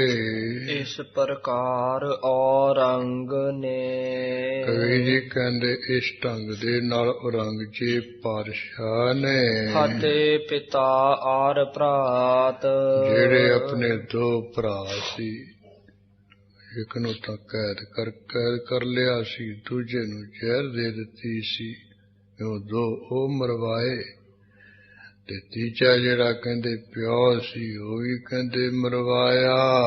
ਦੁਸ਼ਟ ਪਾਪ ਕਰਮਾ ਮਹਾ, ਜਿਹੜਾ ਔਰੰਗਜ਼ੇਬ ਬੜਾ ਦੁਸ਼ਟ ਸੀ, ਬੜੇ ਪਾਪ ਕਰਮ ਕਰਨ ਵਾਲਾ ਸੀ। ਬਹੁ ਲੋਕਨ ਦੁਖ ਦਾਤ, ਬਹੁਤੇ ਜਿਹੜੇ ਚੰਗੇ ਲੋਕ ਹੈ ਉਹਨਾਂ ਨੂੰ ਇਹ ਦੁੱਖ ਦੇਣ ਵਾਲਾ ਹੋਇਆ। ਚੌਪਈ ਸ਼ਰਾ ਬੀਚ ਸਭ ਜਗਤ ਚਲਾਵਹੁ, ਤਖਤ ਤੇ ਬੈਠ ਕੇ ਦਿੱਲੀ ਦੇ ਓਏ ਸ਼ੇਖੀਆਂ ਮਾਰਦਾ, ਕਹਿੰਦੇ ਸਾਰੇ ਸੰਸਾਰ ਦੇ ਲੋਕਾਂ ਨੂੰ ਮੈਂ ਮੁਸਲਮਾਨਾਂ ਦਾ ਜਿਹੜਾ ਸ਼ਰਾ ਹੈ, ਦੀਨ ਧਰਮ ਹੈ, ਉਹਦੇ ਵਿੱਚ ਚਲਾਵਾਂਗਾ। ਜੋ ਨਹਿ ਮਾਨੈ ਤਿਸੈ ਮਰਾਵਹੁ, ਜਿਹੜਾ ਨਹੀਂ ਇਹ ਸ਼ਰਾ ਨੂੰ ਮੰਨੂਗਾ ਉਹਨੂੰ ਮੈਂ ਮਰਵਾ ਦਿਆਂਗਾ। ਅਸ ਸੰਕਲਪ ਕੀਨ ਦ੍ਰਿੜ ਮਨ ਮੈਂ, ਇਸ ਤਰ੍ਹਾਂ ਦਾ ਜਿਹੜਾ ਫੁਰਨਾ ਮਨ ਦੇ ਵਿੱਚ ਨੇ ਪੱਕਾ ਕਰ ਲਿਆ ਹੈ। ਅਤਵਾਦੀ ਤੁਰਕਨ ਕੇ ਗਨ ਮੈਂ, ਜੀ ਕਹਿੰਦੇ ਜਿੰਨੇ ਸਾਰੇ ਮੁਸਲਮਾਨ ਉਹਨਾਂ ਦੇ ਵਿੱਚ ਜਿਹੜਾ ਔਰੰਗਜ਼ੇਬ ਸਭ ਤੋਂ ਬਾਦੀ ਹੈ, ਚਕੜਾ ਚਾਲੂ ਹੈ। ਹਠ ਕਰਤਾ ਜਿਦ ਮੇ ਜੋ ਮਹਾਨੇ। ਜਿਹੜਾ ਹਠ ਕਰਨ ਵਾਲਾ ਹੈ, ਜਿਦ ਕਰਨ ਵਿੱਚ ਵੀ ਬਹੁਤ ਤਕੜਾ ਹੈ, ਮੰਨਦਾ ਹੀ ਨਹੀਂ ਕਿਸੇ ਦੇ ਮਨਾਇਆ ਹੋਇਆ। ਜਿਨਹੋ ਮਾਏ ਨੇ ਅਰਬੀ ਜਾਣੇ। ਜਿੰਨਾ ਕਹਿੰਦੇ ਵਿਦਵਾਨਾਂ ਨੇ ਅਰਬੀ ਵਿੱਚ ਜਿਹੜੇ ਲਫ਼ਜ਼ ਆ ਉਹਨਾਂ ਦੇ ਅਰਥ ਜਾਣੇ ਹੋਏ, ਅਰਥ ਜਾਣਦੇ ਹਨ ਅਰਬੀ ਦੇ ਪਦਾਂ ਦੇ। ਬੀਚ ਪਾਰਸੀ ਨਿਰਪਨ ਸੁਜਾਨੇ। ਔਰ ਜਿਹੜੇ ਕੋਈ ਫਾਰਸੀ ਜਿਹੜੀ ਵਿਦਿਆ ਹੈ, ਫਾਰਸੀ ਵਿੱਚ ਕੁਝ ਪੁਸਤਕ ਹਨ, ਉਹਨਾਂ ਵਿੱਚ ਜਿਹੜੇ ਕੋਈ ਸਿਆਣੇ ਚਤਰ ਹਨ, ਭਾਵ ਫਾਰਸੀ ਪੜ੍ਹੇ ਹੋਏ ਤੇ ਅਰਬੀ ਪੜ੍ਹੇ ਹੋਏ ਵਿਦਵਾਨ ਹਨ। ਆਸ ਰਾਖੇ ਬਹੁ ਨਿਕਟ ਮੁਲਾਨੇ। ਇਹੋ ਜਿਹੇ ਜਿਹੜੇ ਮੁਲਾਣੇ ਮੁੱਲਾ ਬਹੁਤੇ ਆਪਣੇ ਕੋਲ ਰੱਖ ਲਏ ਹਨ ਸ਼ੈਤਾਨ। ਆਦਰ ਦਰਬ ਦੇਤ ਦੇ ਬਹੁ ਤੇਰਾ। ਉਹਨਾਂ ਮੁੱਲਾਂ ਨੂੰ ਵਿਦਵਾਨਾਂ ਨੂੰ ਬਹੁਤਾ ਸਤਿਕਾਰ ਦਿੰਦਾ, ਬਹੁਤਾ ਧਨ ਦਿੰਦਾ ਹੈ। ਤਿਨ ਕੀ ਸੰਗਤ ਕਰਤ ਕਨੇਰਾ। ਉਹਨਾਂ ਵਿਦਵਾਨਾਂ ਮੁਲਾਣਿਆਂ ਦੀ ਜ਼ਿਆਦਾ ਸੰਗਤ ਕਰਦਾ, ਜ਼ਿਆਦਾ ਉਹਨਾਂ ਵਿੱਚ ਹੀ ਉੱਠਦਾ ਬੈਠਦਾ ਹੈ। ਪਰਮੇਸ਼ਵਰ ਪ੍ਰਾਪਤ ਮਗ ਅੰਧੇ। ਉਹ ਜਿਹੜੇ ਫਾਰਸੀ ਪੜ੍ਹੇ ਅਰਬੀ ਪੜ੍ਹੇ ਹੋਏ ਵਿਦਵਾਨ ਮੁੱਲਾ ਹੈ, ਕਹਿੰਦੇ ਪਰਮੇਸ਼ਰ ਦੀ ਪ੍ਰਾਪਤੀ ਦੇ ਰਸਤੇ ਤੋਂ ਬਿਲਕੁਲ ਅੰਨੇ ਹਨ। ਗਾਡੇ ਸ਼ਰਾ ਫਾਸ ਸੰਗ ਬੰਦੇ। ਐ ਬੜ ਤਕੜੇ ਕਹਿੰਦੇ ਸ਼ਰਾ ਦੀ ਫਾਹੀ ਦੇ ਨਾਲ ਬੰਨੇ ਪਏ ਨੂੜੇ ਹੋਏ ਹਨ। ਅੰਦਨ ਸਾਥ ਅੰਧ ਮਿਲ ਜੈਸੇ। ਜਿਵੇਂ ਅੰਨਿਆਂ ਦੇ ਨਾਲ ਕਹਿੰਦੇ ਕੋਈ ਅੰਨਾ ਹੋ ਲਾ ਕੇ ਮਿਲ ਜਾਵੇ। ਗਿਆਨ ਰੂਪ ਕੋ ਹੋਏ ਨ ਕੈਸੇ। ਉਹਨਾਂ ਅੰਨਿਆਂ ਨੂੰ ਕਹਿੰਦੇ ਰੂਪ ਦਾ ਗਿਆਨ ਕਿਸ ਤਰ੍ਹਾਂ ਹੋ ਸਕਦਾ ਹੈ। ਜੇ ਅੰਨਿਆਂ ਦੇ ਮੂਹਰੇ ਸਾਹਮਣੇ ਕੋਈ ਸੋਹਣੇ ਸਰੂਪ ਵਾਲਾ ਕਰ ਦਈਏ ਤੇ ਉਹਨਾਂ ਨੇ ਕਹੀਏ ਵੀ ਆ ਜਿਹੜਾ ਤੁਹਾਡੇ ਸਾਹਮਣੇ ਖਲੋਤਾ ਹੈ ਕਿਹੋ ਜਿਹੇ ਸਰੂਪ ਵਾਲਾ ਹੈ, ਇਹਦੀਆਂ ਅੱਖਾਂ ਕਿਹੋ ਜਿਹੀਆਂ, ਨੱਕ ਕਿਹੋ ਜਿਹਾ, ਮੂੰਹ ਕਿਹੋ ਜਿਹਾ, ਕੇਸ ਕਿਹੋ ਜਿਹੇ, ਦਾੜਾ ਕਿਹੋ ਜਿਹਾ ਹੈ, ਤੇ ਇਹਦਾ ਸ਼ਰੀਰ ਦੀ ਚੌੜੀ ਕਿਹੋ ਜਿਹੀ ਹੈ, ਇਹਦਾ ਰੂਪ ਰੰਗ ਦੱਸੋ ਬਈ। ਅੰਨੇ ਕੀ ਦੱਸਣਗੇ। ਕਹਿੰਦੇ ਇਸ ਤਰ੍ਹਾਂ ਰੰਗ ਜੇ ਵੀ ਅੰਨਾ ਹੈ, ਉਹਨਾਂ ਨੂੰ ਉਸ ਨੂੰ ਵੀ ਕੋਈ ਪਤਾ ਨਹੀਂ ਵੀ ਕਿਹੜਾ ਮਨੁੱਖ ਚੰਗਾ ਕਿਹੜਾ ਮਾੜਾ ਹੈ। ਕਹਿੰਦੇ ਚੰਗੇ ਸਰੂਪ ਵਾਲਾ, ਚੰਗੇ ਗੁਣਾਂ ਵਾਲਾ, ਕਿਹੜਾ ਔਗੁਣਾਂ ਵਾਲਾ। ਤੇ ਇਹ ਜਿਹੜੇ ਮੁਲਾਣੇ ਫਾਰਸੀ ਅਰਬੀ ਪੜ੍ਹੇ ਇਹ ਵੀ ਅੰਨੇ ਇਕੱਠੇ ਹੋ ਗਏ। ਕਹਿੰਦੇ ਜਿਸ ਤਰ੍ਹਾਂ ਅੰਨੇ ਇਕੱਠੇ ਹੋ ਜਾਣ, ਉਹਨਾਂ ਨੂੰ ਕਿਸੇ ਮਨੁੱਖ ਦੇ ਰੂਪ ਦਾ ਗਿਆਨ ਕਿਵੇਂ ਹੋ ਸਕਦਾ ਵੀ ਇਹ ਚੰਗੇ ਸਰੂਪ ਵਾਲਾ ਹੈ ਕਿ ਕੁਬੜਾ ਹੈ ਕਿ ਕੁਟਵਾ ਖੋਟੇ ਰੂਪ ਵਾਲਾ ਹੈ। ਤਥਾ ਸ਼ਰਾ ਸਭ ਅੰਧੇ ਕਰੇ। ਇਸੇ ਤਰ੍ਹਾਂ ਜਿੰਨੇ ਮੁਲਾਣੇ ਰੰਗਜੇ ਸਵੇਰ ਸਾਰੇ ਸ਼ਰਾ ਨੇ ਕਹਿੰਦੇ ਅੰਨੇ ਕੀਤੇ ਹੋਏ। ਮਗ ਖੁਦਾਏ ਕਿਉ ਦ੍ਰਿਸ਼ਟੀ ਪਰੇ। ਇਹਨਾਂ ਅੰਨਿਆਂ ਨੂੰ ਕਹਿੰਦੇ ਖੁਦਾ ਦਾ ਰਸਤਾ ਜਿਹੜਾ ਕਿਵੇਂ ਨਿਗਾਹ ਵਿੱਚ ਪਏ, ਕਿਵੇਂ ਖੁਦਾ ਦਾ ਰਸਤਾ ਦਿਸੇ। ਹਿਰਦੇ ਨਰੰਗੇ ਕੀਨ ਵਿਚਾਰ। ਇੱਕ ਦਿਨ ਔਰੰਗਜ਼ੇਬ ਨੇ ਆਪਣੇ ਹਿਰਦੇ ਵਿੱਚ ਇਸ ਤਰ੍ਹਾਂ ਦਾ ਸੋਚ ਵਿਚਾਰ ਕੀਤਾ ਹੈ। ਬੇਸਵਾ ਬ੍ਰਿੰਦ ਬਾਜ਼ਾਰ ਮਜ਼ਾਰ। ਇਹ ਜਿਹੜਾ ਦਿੱਲੀ ਦਾ ਬਾਜ਼ਾਰ, ਇਹਦੇ ਵਿੱਚ ਇੱਕ ਬਾਜ਼ਾਰ ਦੇ ਵਿੱਚ ਬਹੁਤੀਆਂ ਬੇਸਵਾਵਾਂ ਰਹਿੰਦੀਆਂ ਹਨ। ਸਭ ਹਰਾਮ ਕਰ ਬੈਸ ਬਿਤਾਵੇ। ਇਹ ਸਾਰੀਆਂ ਬੇਸਵਾਵਾਂ ਕਹਿੰਦੇ ਹਰਾਮ ਪੁਣਾ ਕਰਕੇ ਮਾਇਆ ਕਮਾਉਂਦੀਆਂ ਹਨ। ਸ਼ਰਾ ਬੀਚ ਇਹ ਨਹਿ ਦ੍ਰਿਸ਼ਟਾਵੇ। ਉਮਰ ਬਤਾਉਂਦੀਆਂ, ਆਪਣੀ ਜ਼ਿੰਦਗੀ ਬਤਾਉਂਦੀਆਂ ਹਨ। ਕਹਿੰਦੇ ਸ਼ਰਾ ਦੇ ਵੀ ਤਾਂ ਕਹਿੰਦੇ ਜਿਹੜੀ ਗੱਲ ਹੈ ਦੇਖਣ ਵਿੱਚ ਨਹੀਂ ਆਉਂਦੀ ਹੈ। ਸਗਰੀ ਕਰਕੇ ਹੁਕਮ ਹਕਾਰੀ। ਇੱਕ ਦਿਨ ਔਰੰਗਜ਼ੇਬ ਨੇ ਹੁਕਮ ਕਰਕੇ ਸਾਰੀਆਂ ਜਿਹੜੀਆਂ ਬਾਜ਼ਾਰ ਵਿੱਚ ਰਹਿਣ ਵਾਲੀਆਂ ਬੇਸਵਾ ਆਪਣੇ ਕੋਲ ਸੱਦ ਲਈਆਂ। ਆਈ ਬ੍ਰਿੰਦ ਤਰਨ ਅਰ ਬਾਰੀ। ਉਸੇ ਵੇਲੇ ਹੁਕਮ ਦੀਆਂ ਬੱਧੀਆਂ ਬਿਰਧ ਬੇਸਵਾਵਾਂ ਵੀ, ਜਵਾਨ ਵੀ, ਹੋਰ ਜਿਹੜੀਆਂ ਬਾਲਕੀਆਂ ਹਨ ਛੋਟੀ ਉਮਰ ਦੀਆਂ ਵੀ ਚੱਲ ਆਈਆਂ ਡਰਦੀਆਂ। ਕਹਿਓ ਕਾਰ ਆਪਣੀ ਦੇਹ ਤਿਆਗ। ਸਾਰਿਆਂ ਨੂੰ ਬੁਲਾ ਕੇ ਕਹਿਣ ਲੱਗਾ ਆਪਣਾ ਜਿਹੜਾ ਇਹ ਮਾੜਾ ਕੰਮ ਹੈ ਨਾ ਤੁਸੀਂ ਛੱਡ ਦੇਵੋ ਕਰਨਾ। ਇੱਕ ਇੱਕ ਖਸਮ ਸੰਗ ਲੇਹੁ ਲਾਗ। ਇਸ ਤਰ੍ਹਾਂ ਨਕਾਹ ਜਾ ਕਰਕੇ ਇੱਕ ਇੱਕ ਜਿਹੜਾ ਮਾਲਕ ਉਹਦੇ ਲੜ ਤੁਸੀਂ ਲੱਗ ਜਾਓ। ਨਾਹੇ ਤਾਂ ਦੋਜਕ ਮੈਂ ਦੁੱਖ ਪਾਵੋ। ਤਾਂ ਦੇਖ ਲੋ ਦੋਜਕਾਂ ਵਿੱਚ ਜਾ ਕੇ ਤੁਸੀਂ ਦੁੱਖ ਪਾਓਗੀਆਂ। ਬਹੁ ਸੋ ਮਿਲੋ ਹਰਾਮ ਕਮਾਵੋ। ਬਹੁਤੀਆਂ ਤੁਸੀਂ ਲੋਕਾਂ ਨਾਲ ਮਿਲਦੀਆਂ ਹਰਾਮ ਪੁਣਾ ਪੈਸਾ ਕਮਾਉਂਦੀਆਂ। ਸੁਨ ਕਰ ਬੇਸਵਾ ਬਹੁਤ ਪੁਕਾਰੀ। ਜਿੰਨੀਆਂ ਬੇਸਵਾ ਸੀ ਸੁਣ ਕੇ ਬੜੀਆਂ ਕਹਿੰਦੇ ਚੰਗਾ ਮਨ ਉੱਚੀ ਉੱਚੀ ਬੋਲਣ ਲੱਗੀਆਂ। ਇਹੀ ਕਦੀਮੀ ਕਾਰ ਹਮਾਰੀ। ਇਹ ਰੰਗ ਜੇ ਸਾਡੀ ਤਾਂ ਬਹੁਤ ਸਮੇਂ ਤੋਂ ਇਹੀ ਕਾਰ ਇਹੀ ਕੰਮ ਹੈ। ਬਰਖ ਹਜ਼ਾਰਾਂ ਬੀਤ ਗਏ ਹੈ। ਕਹਿੰਦੇ ਹਜ਼ਾਰਾਂ ਸਾਲ ਹੀ ਅੱਗੇ ਲੰਘ ਗਏ ਹਨ। ਵੱਡੇ ਵੱਡੇ ਪਾਤਸ਼ਾਹ ਹੋ ਪਏ ਹੈ। ਇੱਥੋਂ ਪਹਿਲਾਂ ਵੀ ਵੱਡੇ ਵੱਡੇ ਪਾਤਸ਼ਾਹ ਬਾਬਰ ਵਰਗੇ ਅਕਬਰ ਹਮਾਊਂ ਵਰਗੇ ਹੋਏ। ਕਿਨਹੋ ਨ ਹਮਕੋ ਰੋਕਨ ਕੀਨ। ਸਾਨੂੰ ਕਿਸੇ ਪਾਤਸ਼ਾਹ ਨੇ ਬਿਲਕੁਲ ਇਸ ਪਾਸੇ ਤੋਂ ਰੋਕਣਾ ਟੋਕਣਾ ਕੀਤਾ। ਕਰਤ ਰਹੀ ਨਿਜ ਕਾਰਤ ਨੀਨ। ਜਿਹੜੇ ਕੋਈ ਧਨੀ ਲੋਕ ਉਹਨਾਂ ਵਾਸਤੇ ਅਸੀਂ ਆਪਣਾ ਕਿੱਤਾ ਕਰਦੀਆਂ ਰਹੀਆਂ ਹਾਂ। ਹਮ ਕੈਸੇ ਅਬ ਤਿਆਗਨ ਕਰੈ। ਉਹ ਆਪਣਾ ਜਿਹੜਾ ਕਿੱਤਾ ਅਸੀਂ ਕਿਸ ਤਰ੍ਹਾਂ ਤਿਆਗ ਦੇਣਾ ਕਰਾਂਗੇ। ਜਬਰੀ ਕਰਹੋ ਬੈਠ ਦਰ ਮਰੈ। ਜੇ ਤੁਸੀਂ ਜ਼ਬਰਦਸਤੀ ਕਰੋਗੇ ਤੁਹਾਡੇ ਦਰਵਾਜ਼ੇ ਤੇ ਅਸੀਂ ਭੁੱਖੀਆਂ ਤਹਾਈਆਂ ਮਰ ਮੁੱਕ ਜਾਵਾਂਗੀਆਂ। ਨੌ ਰੰਗ ਸੁਨ ਖੁਨ ਸਿਓ ਨਹਿ ਪਾਈ।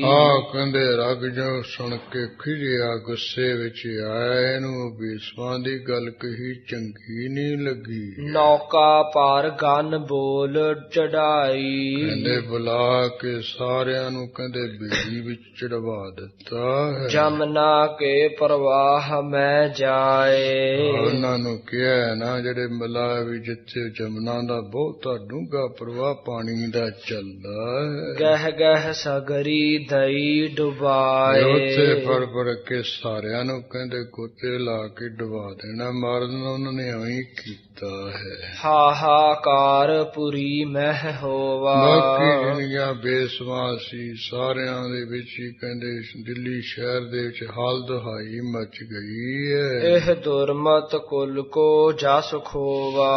ਇਹ ਤਾਂ ਖੋਟੀ ਮਤ ਵਾਲਾ ਆਪਣੀ ਕੁਲ ਦਾ ਜਸ ਖੋਣ ਵਾਲਾ ਪੈਦਾ ਹੋ ਗਿਆ ਰੰਗਜੇਬ। ਕਰਾਮਾਤ ਕੁਛ ਸੋ ਇੱਕ ਪੀਰ। ਦਿੱਲੀ ਸ਼ਹਿਰ ਦੇ ਵਿੱਚ ਕੋਈ ਕਰਾਮਾਤ ਦੇ ਸਮੇਤ ਪੀਰ ਸੀ ਮੰਨਿਆ ਹੋਇਆ। ਤਿਸ ਢਿਗ ਗਈ ਬੇਸਿਆਨ ਪੀਰ। ਜਿੰਨੀਆਂ ਬੇਸਵਾ ਸੀ ਸਾਰੀਆਂ ਇਕੱਠੀਆਂ ਹੋ ਕੇ ਭੀੜ ਬਣ ਕੇ ਉਹ ਪੀਰ ਦੇ ਕੋਲ ਚਲੀਆਂ ਗਈਆਂ। ਪ੍ਰਿਥਾ ਆਪਣੀ ਸਕਲ ਸੁਨਾਈ। ਉਹਨਾਂ ਨੂੰ ਪੀਰ ਨੂੰ ਆਪਣੀ ਸਾਰੀ ਜਿਹੜੀ ਹਾਲਤ ਹੈ ਦੱਸੀ।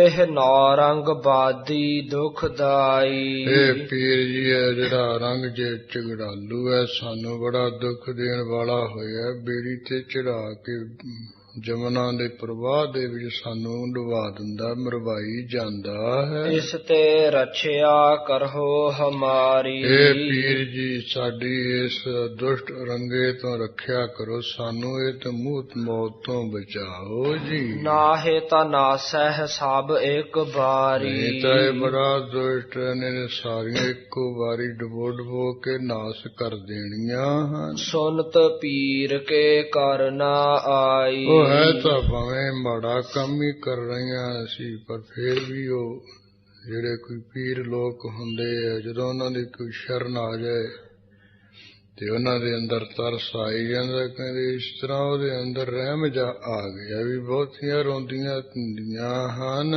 ਗਾਵਨ ਮਹਿ ਦੀਏ ਖਿਆਲ ਬਣਾਈ। ਫਿਰ ਕਹਿੰਦੇ ਉਹ ਪੀਰ ਨੇ ਗਾਉਣ ਵਾਸਤੇ ਇੱਕ ਜਿਹੜਾ ਖਿਆਲ ਜਿਹਾ ਬਣਾ ਦਿੱਤਾ। ਇਸ ਤਰ੍ਹਾਂ ਟੱਪੇ ਜੇ ਬਣਾ ਦਿੱਤੇ ਹਨ। ਗਾਵਹ ਜਾਏ ਦੁਰਗ ਪਿਛਵਾਰੇ। ਕਹਿਣ ਲੱਗਿਆ ਇਹ ਬੇਸੋ ਆ ਜਿਹੜਾ ਮੈਂ ਤੁਹਾਨੂੰ ਟੱਪੇ ਜੇ ਗੀਤ ਦੇ ਬਣਾ ਕੇ ਦਿਨਾਂ ਤੁਸੀਂ ਕਿਲੇ ਦੇ ਪਿਛਲੀ ਤਰਫ ਜਾ ਕੇ ਗਿਆਨੂੰ ਗਾ ਦਿਓ। ਸੁਨ ਨੌ ਰੰਗ ਤੁਮ ਕੋ ਨਹਿ ਮਾਰੇ। ਇਹ ਜਿਹੜਾ ਮੇਰਾ ਟੱਪਾ ਜਾ ਦਿੱਤਾ ਨਾ ਜਦੋਂ ਇਹ ਗਾਉਂਗੀ ਇਹਨੂੰ ਸੁਣ ਕੇ ਰੰਗ ਜੇ ਫਿਰ ਤੁਹਾਨੂੰ ਨਹੀਂ ਮਾਰੇਗਾ। ਆਗਿਆ ਪਾਏ ਸੀਖ ਕਰ ਆਈ।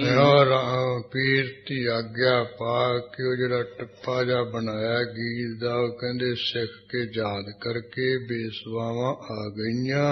ਬਿਲ ਬੇਸਵਾ ਹੋਇ ਕੈ ਸਮੁਦਾਈ। ਦੁਨੀਆਂ ਸ਼ਹਿਰ ਦੀਆਂ ਬੇਸਵਾਵਾਂ ਸੀ ਸਾਰੀਆਂ ਬਹੁ ਗਿਣਤੀ ਵਿੱਚ ਮਿਲ ਕੇ ਇਕੱਠੀਆਂ ਹੋ ਕੇ। ਜਹ ਕੀ ਧੁਨ ਸੁਨ ਨੌ ਰੰਗ ਕਾਨ। ਜਿੱਥੋਂ ਕਤਕ ਜਿਹੜਾ ਰੰਗ ਜੇਵ ਹੈ ਸਾਡੀ ਜਿਹੜੀ ਇਹ ਗੀਤ ਦੀ ਆਵਾਜ਼ ਜੀ ਕੰਨਾਂ ਵਿੱਚ ਸੁਣ ਲਵੇ। ਤਹਾਂ ਜਾਏ ਊਚੇ ਕਰ ਗਾਨ। ਉੱਥੇ ਕਹਿੰਦੇ ਜਾ ਕੇ ਨਾ ਉੱਚੀ ਦੇਖ ਕੇ ਨੇ ਪੀਰ ਦਾ ਦੱਸਿਆ ਹੋਇਆ ਜਿਹੜਾ ਖਿਆਲ ਆ ਟੱਪਾ ਉਹ ਗੀਤ ਰੂਪ ਵਿੱਚ ਗਾਉਣਾ ਕੀਤਾ ਹੈ। ਪੀਰ ਬਨਾਵਟ ਮਨ ਮਹਿ ਜਾਨ। ਉਸ ਵੇਲੇ ਰੰਗ ਜੇਵ ਨੇ ਮਨ ਦੇ ਵਿੱਚ ਜਾਣਿਆ ਵੀ ਇਹ ਜਿਹੜਾ ਬੇਸਮਾਂ ਗਾ ਰਹੀਆਂ ਇਹ ਤਾਂ ਪੀਰ ਨੇ ਬਣਾਇਆ ਹੋਇਆ ਕੋਈ ਟੱਪਾ। ਹੁਕਮ ਸ਼ਾਹ ਨੇ ਕੀਨ ਬਖਾਨ। ਉਸੇ ਵੇਲੇ ਸੁਣ ਕੇ ਪਾਤਸ਼ਾਹ ਨੇ ਹੁਕਮ ਕਹਿ ਦਿੱਤਾ ਕਰ ਦਿੱਤਾ। ਜੇ ਤਿਸ ਕੀ ਮਰਜ਼ੀ ਹੈ ਐਸੇ। ਇਹ ਜਿਹੜਾ ਉਹ ਸਾਡਾ ਪੀਰ ਆ ਉਹਦੀ ਇਸੇ ਤਰ੍ਹਾਂ ਦੀ ਮਰਜ਼ੀ ਹੈ ਵੀ ਇਹਨਾਂ ਨੂੰ ਨਹੀਂ ਮਰਨ ਦੇਣਾ ਹੈ। ਹਮ ਨਹਿ ਕਰਹਿ ਕਰਹੋ ਕ੍ਰਿਤ ਤੈਸੇ। ਕਹਿੰਦੇ ਅਸੀਂ ਨੇ ਕੁਝ ਕਹਿਣਾ ਕਰਦੇ ਜਿਹੋ ਜਿਹਾ ਤੁਸੀਂ ਕਰਦੇ ਪੁੱਠਾ ਸਿੱਧਾ ਕਰੀ ਚੱਲੋ। ਪੀਰ ਹੁਕਮ ਕੋ ਕਬ ਨਾ ਹਟਾਵੋ। ਕਿਉਂਕਿ ਜਿਹਨੂੰ ਮੈਂ ਪੀਰ ਮੰਨ ਲਿਆ ਉਹਦਾ ਹੁਕਮ ਐਸੇ ਹੈ ਮੈਂ ਉਹਨੂੰ ਕਿਵੇਂ ਨਹੀਂ ਮੋੜਾਂਗਾ। ਜਿਸ ਆਗੈ ਮੈਂ ਸੀਸ ਨਿਵਾਵੋ। ਕਿਉਂਕਿ ਜਿਸ ਪੀਰ ਦੇ ਅੱਗੇ ਮੈਂ ਹਮੇਸ਼ਾ ਕਹਿੰਦੇ ਸਿਰ ਝੁਕਾਨਾ ਸਜਦਾ ਕਰਦਾ। ਤਿਮ ਸੁਨ ਕੈ ਬੇਸਵਾ ਹਰ ਖਾਏ। ਇਸ ਤਰ੍ਹਾਂ ਕਹਿੰਦੇ ਸੁਣ ਕੇ ਜਿੰਨੀਆਂ ਬੇਸਵਾਵਾਂ ਸੀ ਖੁਸ਼ ਹੋ ਗਈਆਂ ਹਨ। ਬਚ ਕਰ ਰਹੀ ਬਸੀ ਗ੍ਰਹਿ ਆਏ। ਆ ਕਹਿੰਦੇ ਬਚ ਕੇ ਰਹਿ ਗਈਆਂ ਜਾਉਂਦੀਆਂ ਰਹਿ ਗਈਆਂ ਘਰ ਵਿੱਚ ਆ ਗਿਆ। ਗੱਲ ਤਾਂ ਠੀਕ ਸੀ ਫਹਾ ਵੜ ਦਿੰਦਾ ਇੱਥੇ ਨਾ ਹੁੰਦੀਆਂ ਏ। ਜਥਾ ਸਰਪ ਘੇਰੇ ਮੈਂ ਹੋਏ। ਇਸ ਤਰ੍ਹਾਂ ਕਹਿੰਦੇ ਸੱਪ ਦੇ ਕੋਈ ਘੇਰੇ ਦੇ ਵਿੱਚ ਹੀ ਆ ਜਾਵੇ। ਦਸਬੇ ਤੇ ਬਚ ਹੈ ਬਿਦ ਕੋਈ। ਉਹਦੇ ਡੰਗ ਮਰਨ ਕਰਨ ਕੋ ਕਿਸੇ ਵੀ ਤਰੀਕੇ ਨਾਲ ਕੋਈ ਮਨੁੱਖ ਬਚ ਜਾਵੇ ਇਸੇ ਤਰ੍ਹਾਂ ਇਹ ਬਚ ਗਈਆਂ ਨੇ ਤਾਂ ਡੰਗਣ ਲੱਗਿਆ ਸੀ ਰੰਗ ਜੇਬ। ਤੁਰਕਨ ਮਹਿ ਇੱਕ ਹੋਤ ਫਕੀਰ। ਇਸੇ ਤਰ੍ਹਾਂ ਕਹਿੰਦੇ ਤੁਰਕਾਂ ਦੇ ਵਿੱਚ ਮੁਸਲਮਾਨਾਂ ਦੇ ਵਿੱਚ ਇੱਕ ਕਿਸਮ ਦੇ ਫਕੀਰ ਹੁੰਦੇ ਆ। ਸੂਫੀ ਕੇ ਪਹਿਰੈ ਸੁਸ਼ੁਭ ਚੀਰ। ਉਹ ਕਹਿੰਦੇ ਸੂਫੀਆਂ ਵਾਲੇ ਜਿਹੜੇ ਚੰਗੇ ਵਸਤਰ ਪਹਿਨਦੇ ਆ। ਸੂਫ ਜੀ ਕਾਲੇ ਰੰਗ ਦੀ ਹੁੰਦੀ ਹੈ। ਇੱਕ ਸੂਫਾ ਹੁੰਦਾ ਇੱਕ ਸੂਫ ਹੁੰਦੀ ਹੈ। ਆ ਜਿਹੜੇ ਗਾਤਰੇ ਗੁਤਰੇ ਜੇ ਆਮ ਪਿਛਲੇ ਆ ਸੂਫ ਦੇ ਬਣਾਉਂਦੇ ਹੁੰਦੇ ਸੀ। ਇਸ ਤਰ੍ਹਾਂ ਕਹਿੰਦੇ ਉਹਨਾਂ ਨੂੰ ਸੂਫੀ ਫਕੀਰ ਕਹਿੰਦੇ ਆ। ਕਾਲੇ ਰੰਗ ਦੇ ਵਸਤਰ ਪਾਉਂਦੇ ਆ। ਇਸ ਤਰ੍ਹਾਂ ਇੱਕ ਸੂਫੀਆਂ ਦਾ ਕਾਲੇ ਵਸਤਰ ਪਹਿਨਣ ਵਾਲਿਆਂ ਦਾ ਇੱਕ ਮੁਸਲਮਾਨਾਂ ਦਾ ਫਿਰਕਾ ਭੇਖ ਜਾ ਹੈ। ਢੋਲਕ ਬਜਤ ਚੜ੍ਹੈ ਜਿਨ ਹਾਲ। ਜਦੋਂ ਕਹਿੰਦੇ ਢੋਲਕ ਜਿਹਾ ਵੱਜਣ ਲੱਗ ਜਾਂਦਾ ਜਿਨ੍ਹਾਂ ਨੂੰ ਕਹਿੰਦੇ ਹਾਲ ਚੜ ਜਾਂਦਾ ਸੀ ਮਸਤੀ ਜੀ ਚੜ ਜਾਂਦੀ ਸੀ। ਸਿਰ ਭਰ ਮਾਏ ਬਿਸੁੱਧ ਬਿਹਾਲ। ਕਹਿੰਦੇ ਆਪਣਾ ਸਿਰ ਜਾ ਘੁਮਾਉਣ ਲੱਗ ਜਾਂਦੇ ਸੀ ਤੇ ਬਹੁਤੇ ਬੇਹੋਸ਼ ਜੇ ਬੇਹਾਲ ਜੇ ਹੋ ਜਾਂਦੇ ਬੁਰਾ ਹਾਲ ਜਾ ਹੋ ਜਾਂਦਾ ਸੀ। ਜਿਵੇਂ ਅੱਕੀ ਵਡਭਾਗ ਸਿੰਘ ਦੇ ਡੇਰੇ ਜੀ ਜਾ ਕੇ ਉੱਥੇ ਸਿਰ ਜਾ ਹਿਲਾਉਂਦੇ ਹੁੰਦੇ ਨਾ। ਇਸ ਤਰ੍ਹਾਂ ਹੀ ਉਹ ਦਿੱਲੀ ਵਿੱਚ ਇੱਕ ਇਹਨਾਂ ਦਾ ਫਿਰਕਾ ਸੀ। ਇਹਨਾਂ ਨੂੰ ਢੋਲ ਵੱਜਦਿਆਂ ਹੋਇਆ ਹਾਲ ਚੜ ਜਾਂਦਾ ਸੀ। ਇਹ ਵੀ ਨੱਚਣ ਟੁੱਪਣ ਲੱਗ ਜਾਂਦੇ ਸਿਰ ਹਿਲਾਉਣ ਲੱਗ ਜਾਂਦੇ ਸੀ।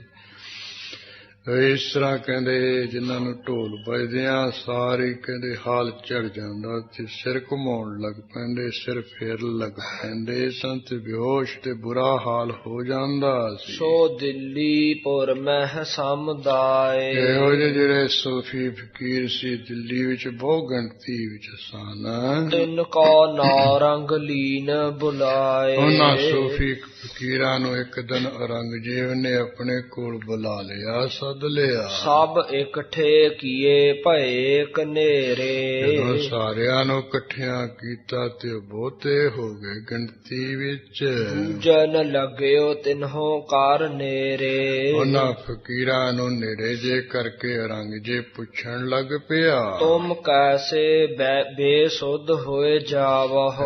ਢੋਲ ਖੜਕ ਰਿਹਾ ਸਾਰ ਤੁਸੀਂ ਕਿਵੇਂ ਸ਼ੁੱਧ ਜੇ ਹੋ ਜਾਣੇ ਹੋ। ਆਪਨ ਪਰ ਕਾ ਨਹੀਂ ਲਖਾਵਹੁ। ਵੀ ਆਪਣਾ ਕੌਣ ਹੈ ਬਗਾਨਾ ਕੌਣ ਹੈ ਵੀ ਇਹ ਪਤਾ ਹੀ ਨਹੀਂ ਲੱਗਦਾ, ਜਾਣਦੇ ਹੀ ਨਹੀਂ ਹੋ। ਹਿਰਦੇ ਤੁਮਾਰੇ ਮਹਿ ਕਿਆ ਹੋਏ। ਉਹ ਢੋਲ ਵਜਣ ਨਾਲ ਤੁਹਾਡੇ ਹਿਰਦੇ ਵਿੱਚ ਕੀ ਹੋਏ ਆਉਂਦਾ ਹੈ। ਬੇਇਖਤਿਆਰੀ ਕਾਰਨ ਕੋਏ। ਇਹ ਕਹਿੰਦੇ ਬੇਵਸੀ ਦਾ ਕਿਹੜਾ ਕੋਈ ਕਾਰਨ ਹੈ ਵੀ ਢੋਲ ਵੱਜਦਿਆਂ ਸਾਰ ਤੁਸੀਂ ਸਿਰ ਘੁਮਾਉਣ ਲੱਗ ਜਾਂਦੇ ਆ, ਕੱਪੜੇ ਜੇ ਲੈ ਜਾਂਦੇ, ਬੁਰਾ ਹਾਲ ਤੁਹਾਡਾ ਹੋ ਜਾਂਦਾ। ਇਹ ਤੋ ਸ਼ਰਾ ਵਿਖੈ ਨਹਿ ਬਾਤ। ਇਹ ਤਾਂ ਵੀ ਜਿਹੜੀ ਮੁਹੰਮਦ ਪੈਗੰਬਰ ਦੀ ਸ਼ਰ੍ਹਾ ਦੇ ਵਿੱਚ ਤਾਂ ਕੋਈ ਕਿਤੇ ਗੱਲਬਾਤ ਲਿਖੀ ਨਹੀਂ ਆ ਕੁਰਾਨ ਵਿੱਚ।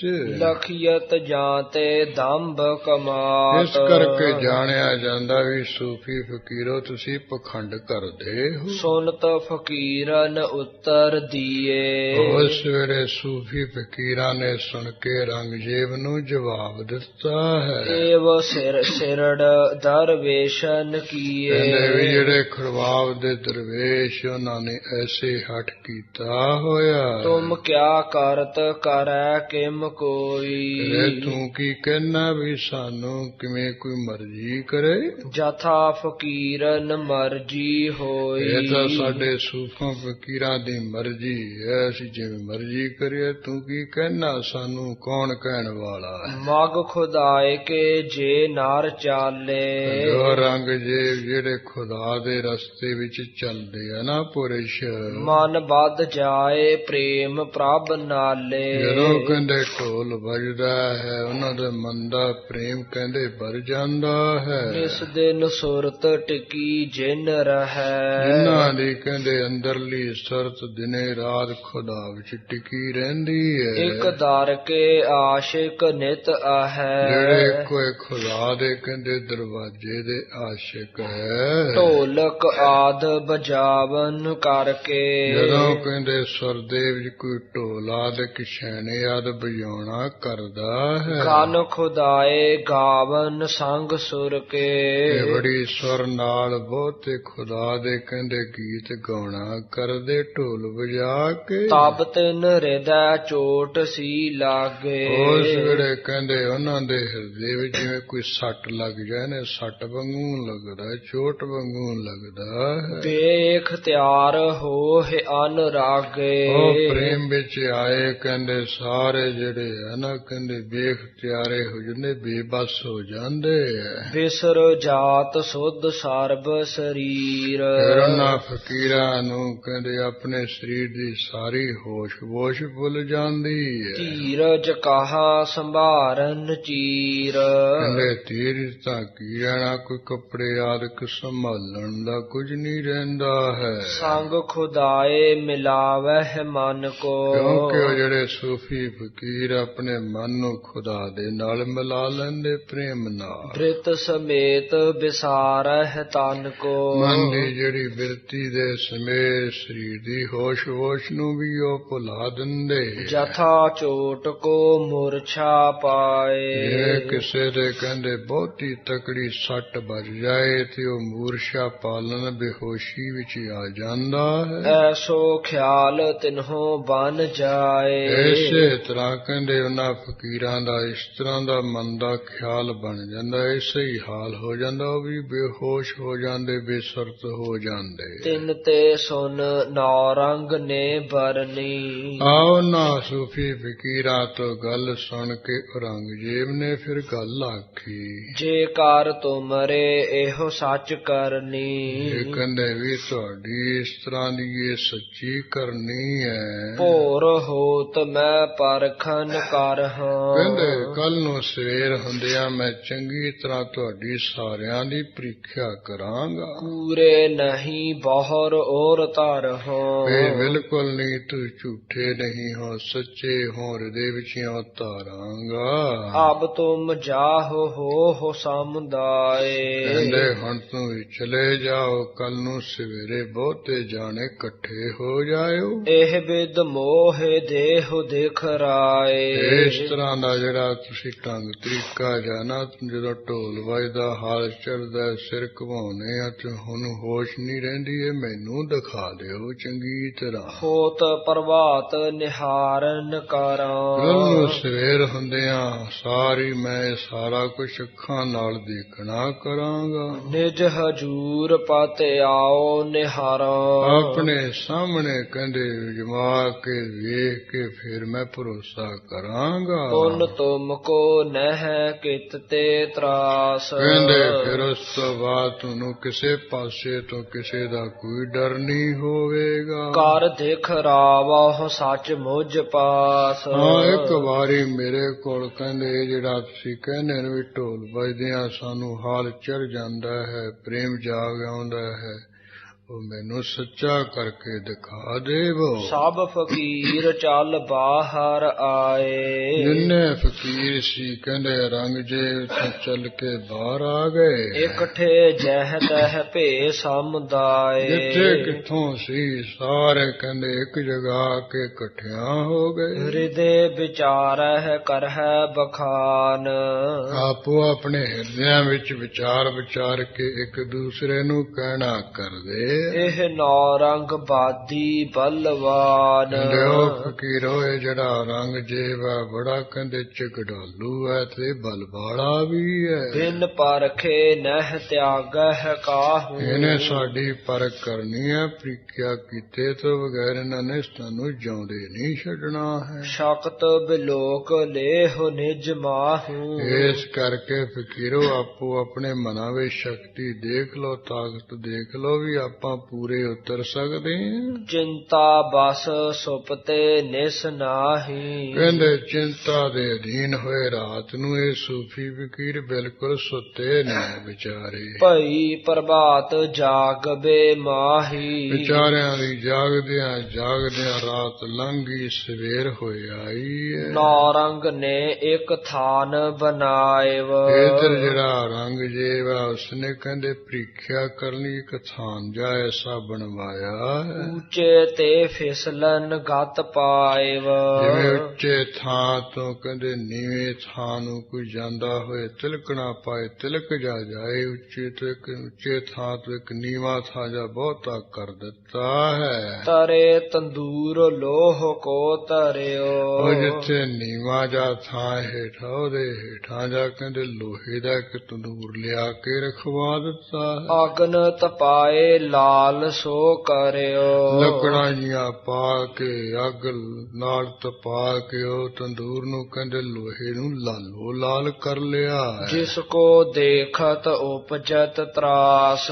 ਜਿਸ ਤੰਦੂਰ ਨੂੰ ਕਹਿੰਦੇ ਅੱਗ ਨਾਲ ਗਰਮੈਸ਼ ਨਾਲ ਲਾਲੋ ਲਾਲ ਹੋਇਆ ਦੇਖ ਕੇ ਸੂਫੀ ਫਕੀਰਾਂ ਦੇ ਦਿਲ ਡਰ ਪੈਦਾ ਹੋ ਜਾਵੇ। ਦਾਹਤ ਹੈ ਪਹੁੰਚੇ ਤੇ ਪਾਸ, ਮਾੜਾ ਜਾ ਨਾਲ ਨੇੜੇ ਪਹੁੰਚ ਜਾਵੇ ਉਸੇ ਵੇਲੇ ਉਹ ਸਾੜ ਦੇਵੇ।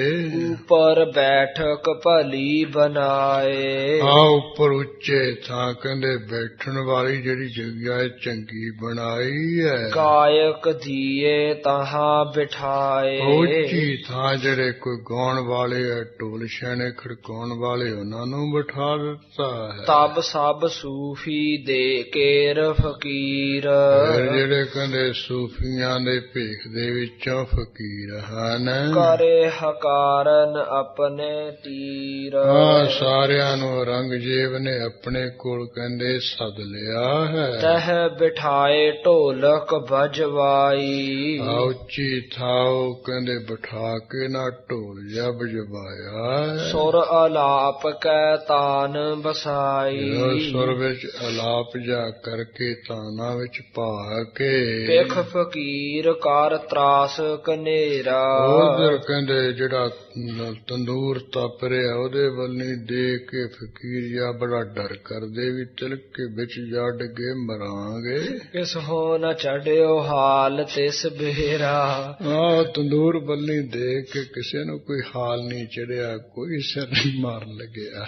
ਤਿੰਨ ਮੈਂ ਇੱਕ ਨੇ ਤਬ ਹੈ ਵਿਚਾਰਾ, ਤਦੋਂ ਇੱਕ ਨੇ ਸੋਚਿਆ ਵਿਚਾਰਿਆ ਇੱਕ ਖੁਦਾਏ ਇਸ ਵਕਤ ਹਮਾਰਾ। ਕਹਿਣ ਲੱਗਿਆ, ਹੈ ਖੁਦਾ, ਇੱਕ ਸਾਡਾ ਇੱਕ ਇਸ ਵੇਲੇ ਤੂੰ ਹੀ ਰੱਖਿਆ ਕਰਨ ਵਾਲਾ ਹੈ। ਪਰਵਰਦਗਾਰ ਨਾਮ ਪਰਵੇਸ। ਹੈ ਖੁਦਾ ਪਾਲਣ ਵਾਲਾ, ਤੇਰੇ ਨਾਂ ਤੇ ਸਾਡਾ ਇਹ ਭੇਖ ਧਾਰਿਆ ਹੈ। ਰਾਖ ਲਾਜ ਨਿਜ ਤਵ ਦਰਵੇਸ਼। ਹੈ ਖੁਦਾ ਤੇਰੇ ਦਰਵੇਸ਼ ਹੈ, ਤੂੰ ਸਾਡੇ ਆਪਣੇ ਨਾਮ ਦੀ ਲੱਜਿਆ ਰੱਖ ਲਾ, ਬਚਾ ਲਾ ਸਾਨੂੰ। ਹਮ ਝੂਠੇ ਭੀ ਤਬ ਤੁਮ ਨਾਮ। ਹੈ ਖੁਦਾ ਭਾਵੇਂ ਅਸੀਂ ਝੂਠੇ ਮੂਠੇ ਫਕੀਰ ਹੈ, ਭਾਵੇਂ ਤੇਰੇ ਹੀ ਆ ਨਾ। ਰਾਖੋ ਪਤ ਖੁਦਾਏ ਸੁਖ ਧਾਮ। ਹੈ ਸੁਖਾਂ ਦੇ ਘਰ ਖੁਦਾ ਸਾਡੀ ਇੱਥੇ ਇੱਜ਼ਤ ਬਰੋ ਰੱਖ ਲੈ। ਸਭਨ ਆਰਾਧਿਓ ਪੀਰਨ ਪੀਰ। ਉਹ ਜਿਹੜਾ ਪੀਰਾਂ ਦਾ ਪੀਰ ਖੁਦਾ ਹੈ, ਸਾਰਿਆਂ ਫਕੀਰਾਂ ਨੇ ਉਸ ਨੂੰ ਆਰਾਧਿਆ ਵੀ, ਤੂੰ ਇੱਜ਼ਤ ਰੱਖ, ਨਹੀਂ ਤਾਂ ਅਸੀਂ ਮਰ ਗਏ ਅੱਜ। ਭਨੀ ਬਿਨੈ ਹੋਇ ਘਰ ਭੈ ਪੀਰ। ਹਾਂ, ਬੜੇ ਭੈ ਦੇ ਵੀ ਡਰਦਿਆਂ ਹੋਇਆਂ ਖੁਦਾ ਅੱਗੇ ਕਹਿੰਦੇ ਬੇਨਤੀਆਂ ਕੀਤੀਆਂ ਵੀ ਤੂੰ ਇੱਜ਼ਤ ਰੱਖ ਹੁਣ ਸਾਡੀ। ਤਬ ਫਕੀਰ ਇੱਕ ਹਾਲ ਚੜਿਓ ਹੈ। ਹਾਂ, ਜਦੋਂ ਖੁਦਾ ਅੱਗੇ ਸਾਰੇ ਫਕੀਰਾਂ ਨੇ ਬੇਨਤੀਆਂ ਅਰਜ਼ਾਂ ਕੀਤੀਆਂ, ਕਹਿੰਦੇ ਇੱਕ ਫਕੀਰ ਨੂੰ ਕਹਿੰਦੇ ਹਾਲ ਚੜ ਗਿਆ, ਮਸਤੀ ਚੜ ਗਈ ਹੈ। ਸਭ ਕੇ ਮਨ ਆਨੰਦ ਵੱਡਿਓ ਹੈ। ਉਹ ਲੱਗਿਆ ਸਿਰਜਾ ਖਲਾਉਣ ਕਮਾਉਣ, ਕਹਿੰਦੇ ਸਾਰਿਆਂ ਨੂੰ ਵੇਖ ਕੇ ਮਨ ਵਿੱਚ ਬਦ ਆਨੰਦ ਹੋ ਗਿਆ ਵੀ ਇਹ ਹੁਣ ਸਾਡੀ ਰੱਖੂ ਇੱਜ਼ਤ ਬਰੋ। ਇਤ ਉਤ ਵਿਚਰਤ ਬੇਸੁੱਧ ਹੋਏ। ਆਹ ਜਿਹੜਾ ਫਕੀਰ ਜਾਏ ਇਧਰ ਸਿਰਫ ਘੁਮਾਉਂਦਾ, ਕਹਿੰਦੇ ਬੇਹੋਸ਼ ਜਾ ਹੋ ਗਿਆ ਹੈ। ਫਿਸਲਿਓ ਪੈਰ ਨਾ ਠਹਿਰਿਓ ਸੋਏ। ਉੱਚੇ ਥਾਂ ਤੋਂ ਨੀਵੇਂ ਪਾਸੇ ਨੂੰ ਪੈਰ ਤਿਲ ਗਿਆ, ਕਹਿੰਦੇ ਟਿਕ ਨਾ ਸਕਿਆ। ਲਾਲ ਵਿਸਾਲ ਤਪਤ ਤੰਦੂਰ। ਉਧਰ ਜਿਹੜਾ ਲੋਹੇ ਦਾ ਤੰਦੂਰ ਕਹਿੰਦੇ ਤਪਾ ਕੇ ਲਾਲੋ ਲਾਲ ਕੀਤਾ ਹੋਇਆ ਸੀ। ਗਿਰਿਓ ਤਿਸੀ ਮੈਂ ਸਭਨ ਹਜੂਰ। ਸਾਰਿਆਂ ਦੇ ਦੇਖਦਿਆਂ ਸਾਹਮਣੇ ਕਹਿੰਦੇ ਉਹ ਜਿਹੜਾ ਫਕੀਰ ਸੀ ਨਾ, ਜਿਹਨੂੰ ਹਾਲ ਚੜਿਆ, ਉਹ ਤੰਦੂਰ ਵਿੱਚ ਜਾ ਡਿੱਗਿਆ ਹੈ। ਤਬ ਫਕੀਰ ਕੋ ਪਸਰਿਓ ਗਾਤ। ਤਬ ਫਕੀਰ ਕੋ ਪਰਸਿਓ ਗਾਤ। ਉਸ ਵੇਲੇ ਕਹਿੰਦੇ ਉਹ ਜਿਹੜਾ ਫਕੀਰ ਜਾ ਕੇ ਤੰਦੂਰ ਡਿੱਗੇ ਵਿੱਚ ਡਿੱਗਿਆ, ਜਦੋਂ ਉਹਦਾ ਸਰੀਰ ਕਹਿੰਦੇ ਛੋਇਆ ਹੈ। ਸੀਤਲ ਭਇਓ ਸੋ ਅਚਰਜ ਬਾਤ। ਕਹਿੰਦੇ ਅਚਰਜੀ ਗੱਲ ਹੋਈ, ਉਹ ਤੰਦੂਰ ਜਿਹੜਾ ਸੀ ਨਾ ਸਾਰਾ ਠੰਡਾ ਠਾਰ ਹੋ ਗਿਆ। ਦੇਖ ਦੇਖ ਕਰ ਸਭ ਬਿਸਮਾਏ। ਜਿੰਨੇ ਫਕੀਰ ਸੀ ਤੇ ਔਰੰਗਜ਼ੇਬ ਦੇ ਉਮਰਾਵ ਸੀ, ਉਹ ਸਾਰੇ ਵੇਖ ਵੇਖ ਕੇ ਚਰਜ ਹੋ ਗਏ। ਸਾਚੇ ਰਹੇ ਸਵਾਂਗ ਨਿਭਾਏ। ਕਹਿੰਦੇ ਵੀ ਖੁਦਾ ਨੇ ਇੱਜ਼ਤ ਰੱਖ ਲਈ, ਸੱਚੇ ਰਹਿ ਗਏ, ਸਾਡਾ ਜਿਹੜਾ ਸਵਾਂਗ ਜਾਂ ਧਾਰਿਆ ਉਹ ਪੂਰਾ ਨਿਗਵਿਆ ਹੈ। ਨੌਰੰਗ ਕਹਿਓ ਜਾਹੋ ਨਿਜ ਡੇਰੇ। ਔਰੰਗਜ਼ੇਬ ਨੇ ਵੀ ਦੇਖ ਲਿਆ ਵੀ ਦੇਖੋ ਇਹ ਫਕੀਰ ਡਿੱਗਿਆ ਹੈ। ਤੰਦੂਰ ਡਿੱਗਦਿਆਂ ਸਾਰ ਸ਼ਾਂਤ ਹੋ ਗਏ, ਅੱਗ ਬੁਝ ਗਈ, ਤਪਤ ਕੜਾਹਾ ਬੁਝ ਗਿਆ ਵਾਲੀ ਗੱਲ ਹੋਈ ਹੈ। ਜਿਵੇਂ ਕੋਡੇ ਰਾਖਸ਼ ਨੇ ਚੱਕ ਕੇ ਮਰਦਾਨੇ ਨੂੰ ਸਿੱਟਿਆ ਸੀ, ਉਹ ਵੀ ਕੜਾਹਾ ਠੰਡਾ ਹੋ ਗਿਆ ਸੀ। ਉਸ ਵੇਲੇ ਮਹਾਰਾਜ ਨੇ ਦਰਸ਼ਨ ਦਿੱਤੇ ਸੀ ਤੇ ਮਹਾਰਾਜ ਨੇ ਦੇਖ ਕੇ ਕੋਡਾ ਰਾਖ ਕਹਿਣ ਲੱਗਾ, ਤੁਸੀਂ ਕੀ ਕਰਤਾ? ਮਹਾਰਾਜ ਕਹਿੰਦੇ ਉਹ ਕੋਡੇ ਜੇ ਬੜਾ ਠੰਡਾ ਹੋ ਗਿਆ, ਐਂ ਖਾ ਲਾ, ਤੇਰੇ ਹੀ ਖਾਣਾ, ਕੱਚਾ ਵੀ ਖਾ ਸਕਦਾ, ਬੰਦਾ ਹੀ ਖਾਣਾ ਹੈ, ਕੋਈ ਜ਼ਰੂਰੀ ਹੈ ਵੀ ਕੜਾਹੇ ਵਿੱਚ ਸੁੱਟ ਕੇ ਤਲ ਕੇ ਖਾਣਾ ਹੈ। ਉਹ ਮਹਾਰਾਜ ਦੇ ਦਰਸ਼ਨ ਕਰਕੇ ਮਨ ਨਿਰਮਲ ਹੋ ਗਿਆ ਸੀ। ਫਿਰ ਜਿਹੜਾ ਗੁਰੂ ਨੂੰ ਉਹ ਸ਼ੀਸ਼ਾ ਜਿਹਾ ਦਿੱਤਾ ਸੀ, ਉਹ ਅੰਦਰੋਂ ਲਿਆਇਆ ਤੇ ਸਾਹਮਣੇ ਕੀਤਾ। ਮਹਾਰਾਜ ਦੇ ਉਹ ਸ਼ੀਸ਼ੇ ਵਿੱਚ ਉਸੇ ਰੂਪ ਦੇ ਦਰਸ਼ਨ ਹੋਏ, ਉਸੇ ਵੇਲੇ ਚਰਨੀ ਪੈ ਗਿਆ ਸੀ। ਕਹਿੰਦਾ ਮਹਾਰਾਜ ਮੈਨੂੰ ਤਾਰੋ, ਮੈਨੂੰ ਸ਼ਰਾਬ ਤੋਂ ਬਖਸ਼ੋ। ਇਸ ਤਰ੍ਹਾਂ ਗੁਰੂ ਨਾਨਕ ਸਾਹਿਬ ਜੀ ਨੇ ਵੀ ਇਹ ਕਲਾ ਵਰਤਾਈ ਸੀ। ਇੱਧਰ ਖੁਦਾ ਨੇ ਕਹਿੰਦੇ ਬੇਨਤੀਆਂ ਕਰਨ ਤੋਂ ਉਹ ਕਲਾ ਵਰਤਾ ਦਿੱਤੀ ਹੈ। ਇੱਕ ਤਾਂ ਉਹ ਫਕੀਰ ਨੂੰ ਮਸਤੀ ਚੜ ਗਈ, ਦੂਜਾ ਜਦੋਂ ਜਾ ਕੇ ਤੰਦੂਰ ਵਿੱਚ ਡਿੱਗਿਆ ਹੈ, ਉਸੇ ਵੇਲੇ ਅੱਗ ਬੁਝ ਗਈ ਹੈ, ਸ਼ਾਂਤ ਹੋ ਗਈ ਹੈ। ਇਸ ਤਰ੍ਹਾਂ ਕਹਿੰਦੇ ਉਹ ਖੁਦਾ ਨੇ ਇੱਜ਼ਤ ਰੱਖ ਲਈ, ਸਾਰੇ ਛੁੱਟ ਕੇ ਚਲੇ ਗਏ। ਵਾਂਛਤ ਕਰਹੋ ਨ ਆਪ ਕੋ ਫੇਰੇ। ਕਹਿੰਦੇ ਸੂਫੀ ਫਕੀਰੇ ਜਿਵੇਂ ਤੁਹਾਡੇ ਮਨ ਨੂੰ ਪਾਉਂਦਾ ਕਰੀ ਚੱਲੋ, ਹੁਣ ਸਾਨੂੰ ਕੋਈ ਨਹੀਂ ਮੋੜੇਗਾ, ਕੋਈ ਨਹੀਂ ਹਟਾਏਗਾ। ਇਮ ਫਕੀਰ ਸੋ ਛੁੱਟ ਕਰ ਆਏ। ਇਸ ਤਰ੍ਹਾਂ ਜਿੰਨੇ ਸੂਫੀ ਫਕੀਰ ਸੀ ਵਿਚਾਰੇ ਕਹਿੰਦੇ ਔਰੰਗਜ਼ੇਬ ਤੋਂ ਛੁੱਟ ਕੇ ਆਏ ਨੇ। ਸਿਮਰ ਖੁਦਾਏ ਹਿਰਦੈ ਹਰ ਖਾਏ। ਖੁਦਾ ਨੂੰ ਸਿਮਰਦੇ ਹੋਏ ਬੜੇ ਹਿਰਦੇ ਵਿੱਚ ਖੁਸ਼ ਹੋਵੇ, ਖੁਦਾ ਨੇ ਸਾਡੀ ਇੱਜ਼ਤ ਬਰੋ ਰੱਖ ਲਈ ਹੈ। ਸਿਮਰ ਖੁਦਾਏ ਹਿਰਦੈ ਹਰ ਖਾਏ। ਖੁਦਾ ਨੂੰ ਸਿਮਰਦੇ ਹਿਰਦੇ ਵਿੱਚ ਬੜੇ ਖੁਸ਼ ਹੋ ਰਹੇ। ਔਰੰਗਬਾਦੀ ਕੋ ਦੇਗਾਰੀ। ਜਿਹੜਾ ਔਰੰਗਜ਼ੇਬ ਝਗੜਾਲੂ ਉਹਨੂੰ ਫਿਰੇ ਫਕੀਰ ਸਿੱਧੀਆਂ ਗਾਲਾਂ ਦਿੰਦੇ।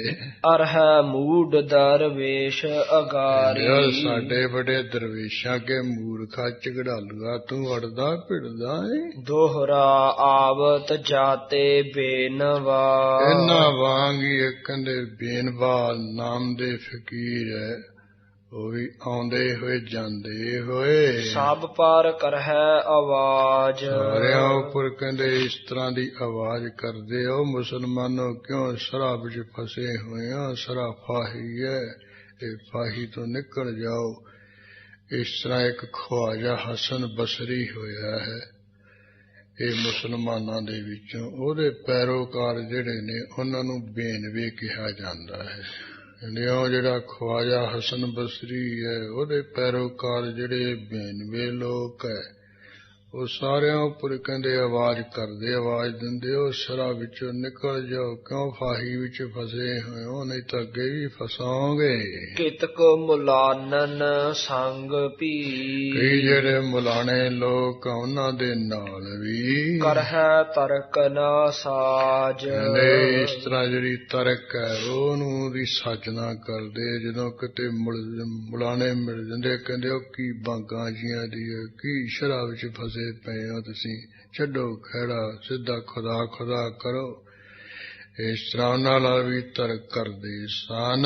ਚੌਪਈ ਸਭਨ ਮੁਲਾਨੇ ਮਤੋ ਮਤਾਏ। ਇੱਕ ਦਿਨ ਜਿੰਨੇ ਮੁਲਾਣੇ ਸੀ, ਮੁੱਲਾਂ ਸੀ, ਸਾਰਿਆਂ ਨੇ ਇਕੱਠੇ ਹੋ ਕੇ ਮਸ਼ਰਾ ਪਕਾਇਆ, ਸਲਾਹ ਪਕਾਈ ਹੈ। ਕਹਿ ਨੌਰੰਗ ਸੋ ਲੀਏ ਬੁਲਾਏ। ਔਰੰਗਜ਼ੇਬ ਨੂੰ ਕਹਿ ਕੇ ਸਾਰੇ ਜਿਹੜੇ ਬੇਨਵੇ ਸੀ ਉਹ ਸਭਾ ਵਿੱਚ ਸੱਦ ਲਏ। ਕਰੇ ਸਮੂਹ ਏਕਠੋ ਸੋਏ। ਜਿੰਨੇ ਕਹਿੰਦੇ ਬੇਨਵੀ ਸੀ ਸਾਰੇ ਇੱਕ ਜਗ੍ਹਾ ਇਕੱਠੇ ਕਰ ਲਏ। ਚੱਲ ਆਏ ਮਿਲ ਕੇ ਸਭ ਕੋਏ। ਜਿੰਨੇ ਬੇਨਵੇ ਸੀ ਕਹਿੰਦੇ ਔਰੰਗਜ਼ੇਬ ਦੇ ਬੁਲਾਏ ਚੱਲ ਕੇ ਸਾਰੇ ਆ ਗਏ ਸਭਾ ਵਿੱਚ। ਨਿਕਟ ਹਕਾਰ ਬੂਝ ਨਾ ਕਰੀ।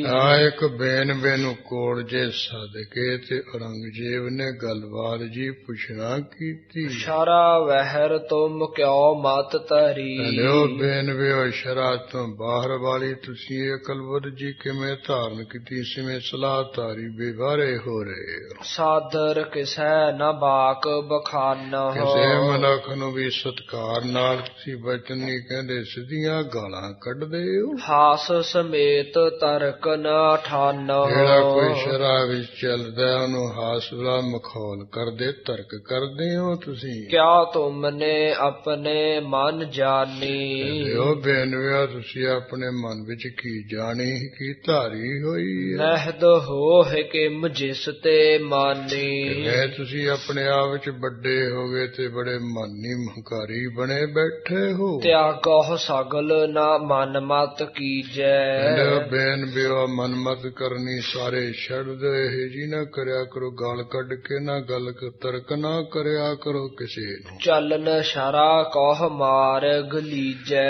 ਜਿਹੜਾ ਮੁਸਲਮਾਨਾਂ ਦਾ ਸ਼ਰਾ ਦਾ ਰਸਤਾ ਹੈ ਉਹਦੇ ਵਿੱਚ ਚੱਲਣਾ ਤੁਸੀਂ ਲੈ ਲਓ, ਭਾਵ ਇਹਨੂੰ ਧਾਰਨ ਕਰ ਲਓ, ਇਸ ਸ਼ਰਾ ਦੇ ਰਸਤੇ ਚੱਲੋ। ਨਾਹੇ ਤਾਂ ਦੋਜਕ ਮਹਿ ਦੁਖ ਪਾਵੋ। ਨਹੀਂ ਤਾਂ ਬੇਨਵਿਓ ਦੋਜਕ मूर्खा ਵਿੱਚ ਜਾ ਕੇ ਦੁੱਖ ਪਾਓਗੇ। ਤਾਹੇ ਬਚਾਵਹਿ ਤਿਸ ਹੈ ਮਨਾਵੋ। ਜਿਹੜਾ ਖੁਦਾ ਹੈ ਨਾ ਉਸ ਤੋਂ ਬਚਾਉਂਦਾ ਹੈ, ਉਸ ਖੁਦਾ ਨੂੰ, ਉਸ ਮੁਹੰਮਦ ਪੈਗੰਬਰ ਨੂੰ ਮਨਾਓ, ਪੂਜੋ। ਸੁਨਤ ਬੇਨ ਵਨ ਕਹਿਓ ਨਾ ਮਾਨਾ। ਸੁਣ ਕੇ ਜਿੰਨੇ ਬੇਨਵੀ ਸੀ ਉਹਨਾਂ ਨੇ ਔਰੰਗਜ਼ੇਬ ਦਾ ਕਿਹਾ ਮੰਨਿਆ ਹੀ ਨਹੀਂ ਹੈ। ਖੋਟਾ ਨੌਰੰਗ ਸੰਗ ਬਖਾਨਾ। ਔਰੰਗਜ਼ੇਬ ਦੇ ਵਿਸਾਸ ਵੀ ਜਿਹੜਾ ਖੋਟੇ ਹੀ ਵਚਨ ਕਿਹਾ, ਪੁੱਠੇ ਹੀ ਬੋਲੇ ਉਸ ਨੂੰ। ਹਮ ਪਰ ਤੇਰੋ ਹੁਕਮ ਨਾ ਕੋਈ। ਔਰੰਗਜ਼ੇਬ ਸੁਣ ਲਾ, ਸਾਡੇ ਉੱਪਰ ਤੇਰਾ ਕੋਈ ਹੁਕਮ ਨਹੀਂ ਚੱਲੇਗਾ। ਮਨ ਭਾਵਤ ਹਮ ਬੋਲਹਿ ਸੋਈ। ਸਾਡੇ ਜਿਵੇਂ ਮਨ ਵਿੱਚ ਆਇਆ ਅਸੀਂ ਉਵੇਂ ਖੁੱਲਾ ਡੁੱਲਾ ਬੋਲਾਂਗੇ, ਨਿੰਗਾ ਸਿੰਘਾਂ। ਚੋਰ ਯਾਰ ਕਰਨੀ ਵੱਟ ਪਾਰੀ। ਕਹਿੰਦੇ ਜਿਹੜਾ ਚੋਰੀ ਕਰੇ, ਕੋਈ ਬਾਟ ਬਾਰ ਰਾਹ ਮਾਰ ਹੋਵੇ, ਤੇ ਇਸੇ ਤਰ੍ਹਾਂ ਜਿਹੜਾ ਕੋਈ ਬਦਮਾਸ਼ੀ ਕਰਨ ਵਾਲਾ ਹੋਵੇ, ਤਿਸੈ ਸਜਾਏ ਦੇਹ ਹਿਤ ਧਾਰੀ। ਉਹਨੂੰ ਵੀ ਤੋਂ ਧਾਰ ਕੇ ਬਹੁਤ ਸਜ਼ਾ ਦੇ ਸਕਦਾ, ਦੰਡ ਦੇ ਸਕਦਾ। ਅਸੀਂ ਚੋਰ ਬਟਵਾਰ ਠੱਗ ਥੋੜੋ ਹੈ। ਹਮ ਫਕੀਰ ਦਰਵੇਸ਼ਨ ਰੀਤ। ਸਾਡੇ ਅਸੀਂ ਦਰਵੇਸ਼ ਹਾਂ, ਅਸੀਂ ਇਸ ਕਰਕੇ ਫਕੀਰ ਹਾਂ। ਸਾਡੀ ਦਰਵੇਸ਼ਾਂ ਵਾਲੀ ਮਰਜ਼ਾਦਾ, ਅਸੀਂ ਫਕੀਰ ਬੇਨਵੇ ਹਾਂ। ਉਚਿਤ ਸਜਾਏ ਦੋਸ਼ ਨਹਿ ਚੀਤ। ਅਸੀਂ ਤਾਂ ਕਹਿੰਦੇ ਕੋਈ ਸਜ਼ਾ ਦੇ ਯੋਗ ਨਹੀਂ ਨਾ ਹਾਂ। ਸਾਡੇ ਚਿੱਤ ਵੀ ਤਾਂ ਕੋਈ ਐਸਾ ਹੈ ਹੀ ਨਹੀਂ ਵੀ ਅਸੀਂ ਚੋਰੀ ਕਰੀਏ, ਕੋਈ ਡਾਕਾ ਮਾਰੀਏ ਜਾਂ ਠੱਗੀ ਮਾਰੀਏ। ਹਮ ਦੁਨੀਆ ਤੇ ਫਾਰਕ ਹੈ। ਅਸੀਂ ਜਿੰਨੇ ਬੇਨਵੇ ਆ ਸਾਰੇ ਸੰਸਾਰ ਤੋਂ ਪਾਸੇ ਹੋਏ, ਬਖਰੇ ਹੋਏ ਆ। ਸਾਡਾ ਸੰਸਾਰ ਨਾਲ ਕੋਈ ਲਗਾ ਛਪਾ ਨਹੀਂ ਹੈ। ਤੁਝ ਕਹਿਬੇ ਮਹਿ ਕਿਉ ਕਰ ਰਹੈ। ਜਦੋਂ ਅਸੀਂ ਸੰਸਾਰ ਤੋਂ ਹੀ ਫਾਰਗ ਹੈ, ਤੇਰੇ ਕਹਿਣੇ ਵਿੱਚ ਅਸੀਂ ਕਿਵੇਂ ਰਹਿ ਸਕਦੇ? ਅਸੀਂ ਕਿਤੇ ਸੰਸਾਰ ਵਿੱਚ ਆ ਫਸੇ ਤੇਰੇ ਬਾਂਹ। ਕਿਨਹੋ ਨ ਕਬ ਕੈਸੇ ਕਿਤ ਕਹਿਓ। ਕਿ ਕਿੰਨੇ ਦੁਨੀਆ ਵਿੱਚ ਪਾਤਸ਼ਾਹ ਹੋਏ, ਕਦੇ ਕਿਸੇ ਨੇ ਕਿਸੇ ਤਰ੍ਹਾਂ ਸਾਨੂੰ ਕਿਹਾ ਹੀ ਨਹੀਂ ਹੈ। ਨਿਰਭੈ ਸਦਾ ਹਮ ਭੈ ਨਹਿ ਲਹਿਓ। ਅਸੀਂ ਤਾਂ ਨਿਰਭੈ ਰਹੇ ਆ, ਕਿਸੇ ਦਾ ਅਸੀਂ ਅੱਜ ਤੱਕ ਡਰ ਨਹੀਂ ਲਿਆ ਹੋਇਆ, ਨਾ ਤੇਰਾ ਹੀ ਡਰ ਲੰਨੇ ਆ ਜਾਣਦੇ। ਕਰਤ ਰਹੇ ਜਿਮ ਵੱਡੇ ਹਮਾਰੇ। ਸਾਡੇ ਵੱਡੇ ਵੱਡੇ ਪਹਿਲਾਂ ਬੇਨਵੇ ਫਕੀਰ ਹੋਏ, ਉਹ ਆਪਣੀ ਮਨ ਮਰਜ਼ੀ ਅਨੁਸਾਰ ਕਰਦੇ ਕਰਾਂਦੇ। ਸਿਰ ਧਰ ਚਲਹਿ ਤਿਸੀ ਅਨੁਸਾਰੇ। ਅਸੀਂ ਉਹਨਾਂ ਦੇ ਅੱਗੇ ਸਿੱਖ ਸੇਵਕ ਹੈ, ਉਹਨਾਂ ਵਾਂਗੂ ਸਿਰ ਧਾਰ ਸਿਰੇ ਖਿੜ ਮੱਥੇ ਚੱਲ ਕੇ ਉਸੇ ਰਸਤੇ ਅਸੀਂ ਚੱਲਨੇ। ਸੁਨ ਨੌ ਰੰਗ ਕੇ ਰਿਸ ਔਰ ਆਈ। ਇਸ ਤਰ੍ਹਾਂ ਬੇਨਵਿਆਂ ਤੋਂ ਸੁਣ ਕੇ ਔਰੰਗਜ਼ੇਬ ਦੇ ਮਨ ਦੇ ਵਿੱਚ ਨਿਰਾਜੀ ਗੁੱਸਾ ਹੋਏ ਆਇਆ ਹੈ। ਸਭ ਨੌਕਾ ਪਰ ਦੀਏ ਚੜਾਈ। ਕਹਿੰਦੇ ਸਾਰੇ ਨੌਕਾ ਉੱਪਰ ਬੇੜੀਆਂ ਉੱਪਰ ਚੜਵਾ ਦਿੱਤੇ। ਕਹਿਓ ਨਦੀ ਕੇ ਵੱਡ ਪਰਵਾਹ। ਉਸ ਵੇਲੇ ਮਲਾਹਾਂ ਨੂੰ ਕਹਿੰਦੇ ਵੀ ਜਦੋਂ ਨਦੀ ਦਾ ਜਿੱਥੇ ਬਹੁਤਾ ਡੂੰਘਾ ਪ੍ਰਵਾਹ ਜਾ ਚੱਲਦਾ ਹੈ, ਜਾਏ ਡੁਬਾਵਹੁ ਬਾਚਹਿ ਨਾਹੇ। ਉੱਥੇ ਜਾ ਕੇ ਬੇਨਵੇ ਫਕੀਰਾਂ ਨੂੰ ਡੁਬੋਦੇ ਹੋਏ ਕਹਿੰਦੇ ਕੋਈ ਜਿਉਂਦਾ ਨਾ ਬਚ ਸਕੇ। ਬਹੁ ਮਾਨਖ ਹੋਇ ਕਰ ਰਖਵਾਰੇ। ਉਸ ਵੇਲੇ ਬੇਨਵੇ ਕਿਸੇ ਫੜਨੇ ਸੌਖੇ ਆ, ਕਹਿੰਦੇ ਬਹੁਤੇ ਕਹਿੰਦੇ ਲੋਕ ਰੱਖਿਆ ਕਰਨ ਵਾਲੇ ਜੇ ਹੋ ਕੇ। ਲੈ ਕਰ ਨੌਕਾ ਤਿਤ ਹੈ ਸਿਧਾਰੇ। ਸਾਰਿਆਂ ਨੂੰ ਫੜ ਕੇ ਬੇੜੀ ਵਿੱਚ ਬਿਠਾ ਕੇ ਜਿੱਥੇ ਜਮਨਾ ਦਾ ਡੂੰਘਾ ਪ੍ਰਵਾਹ ਚੱਲਦਾ ਸੀ ਉਧਰ ਨੂੰ ਲੈ ਕੇ ਚੱਲੇ ਮਲਾ। ਇਤਨੇ ਮਹਿ ਇੱਕ ਬੇਨਵ ਔਰ। ਜਦੋਂ ਲੈ ਕੇ ਚੱਲੇ ਉਹਨੇ ਨੂੰ ਇੱਕ ਕਹਿੰਦੇ ਬੇਨਵਾ ਫਕੀਰ ਹੋਰ ਆਏ ਪੁਕਾਰਿਓ ਉੱਚੇ ਠੌਰ। ਕਹਿੰਦੇ ਆ ਕੇ ਨਾ ਉੱਚੀ ਦੇ ਕੇ ਕਹਿੰਦੇ ਫਿਰ ਬੋਲਿਆ ਉਹ ਬੇਨਵਾ ਮੈਂ ਦਮਾਦ ਨੌ ਰੰਗ ਕੋ ਖਰੋ। ਸੁਣਾ ਕੇ ਕਹਿਣ ਲੱਗਾ ਮੈਂ ਔਰੰਗਜ਼ੇਬ ਦਾ ਜਵਾਈ ਖੜੋਤਾ ਹੈ ਇੱਥੇ, ਇਸ ਕੋ ਤਿਆਗਨ ਕੈਸੇ ਕਰੋ। ਇਹ ਕਹਿੰਦੇ ਔਰੰਗਜ਼ੇਬ ਦੇ ਜਵਾਈ ਨੂੰ ਕਿਵੇਂ ਕੱਲੇ ਨੂੰ ਛੱਡਣਾ ਕਰਦੇ ਇੱਥੇ। ਇਨ ਸੰਗ ਮੋਹ ਚੜਾਏ ਸਿਧਾਰੀਐ। ਆ ਜਿੰਨੇ ਕਹਿੰਦੇ ਔਰੰਗਜ਼ੇਬ ਦੇ ਜਵਾਈ ਹੈ ਨਾ ਉਹਨਾਂ ਨਾਲ ਹੀ ਚੜਾ ਕੇ ਮੈਨੂੰ ਵੀ ਲੈ ਕੇ ਚੱਲਣਾ। ਇਸ ਕੀ ਦੋਹਿਤਾ ਵਿਧਵਾ ਕਰੀਐ। ਜਿੰਨੀਆਂ ਦੀਆਂ ਲੜਕੀਆਂ ਦੀਆਂ ਸਾਰੀਆਂ ਰੰਡੀਆਂ ਕਰ ਦਈਏ, ਅਜੇ ਮੈਂ ਵੀ ਇੱਕ ਮੈਨੂੰ ਲੈ ਕੇ ਚੱਲੋ, ਇੱਕ ਹੋਰ ਕਹਿੰਦੇ ਰੰਡੀ ਕਰੀਏ। ਸੁਨ ਨੌ ਰੰਗ ਨੇ ਦੀਏ ਛੁਟਾਏ। ਹਾਂ ਸੁਣ ਕੇ ਔਰੰਗਜ਼ੇਬ ਨੇ ਕਿਹੜੇ ਸਾਰੇ ਬੇਨਵੇ ਛੁਡਾ ਦਿੱਤੇ। ਇਹ ਤੋਂ ਵੱਡੇ ਢੀਠ ਸਮੁਦਾਏ। ਤਕੜੀ ਢੀਠ, ਪੂਰੇ ਢੀਠ ਹੈ। ਮਰਬੇ ਮੈਂ ਬਿਲੰਬ ਅਬ ਨਹੀਂ। ਦੇਖੋ ਬੇੜੀ ਵਿੱਚ ਚੜਾਏ ਆ, ਮਰਨ ਵਿੱਚ ਕੋਈ ਦੇਰੀ ਨਹੀਂ ਹੈ, ਵੀ ਡਬੋ ਦੇਣੇ ਆ। ਤਉ ਨਿਰਤਕ ਬਾਤ ਇਨ ਕਹੀ। ਤਾਂ ਵੀ ਕਦੇ ਆ ਜਿਹੜਾ ਬੇਨਵਾਜਾ ਹੈ ਨੇ ਨਿਰਭੈ ਹੋ ਕੇ ਨਿਡਰ ਹੋ ਕੇ ਗੱਲ ਕਹਿ ਦਿੱਤੀ ਹੈ ਵੀ ਮੈਂ ਜਵਾਈ ਖੜੋਤਾ, ਮੈਨੂੰ ਵੀ ਨਾਲ ਚੜਾਓ। ਮਰੇ ਨ ਸਮਝੈ ਪਾਛਲ ਰਹੇ।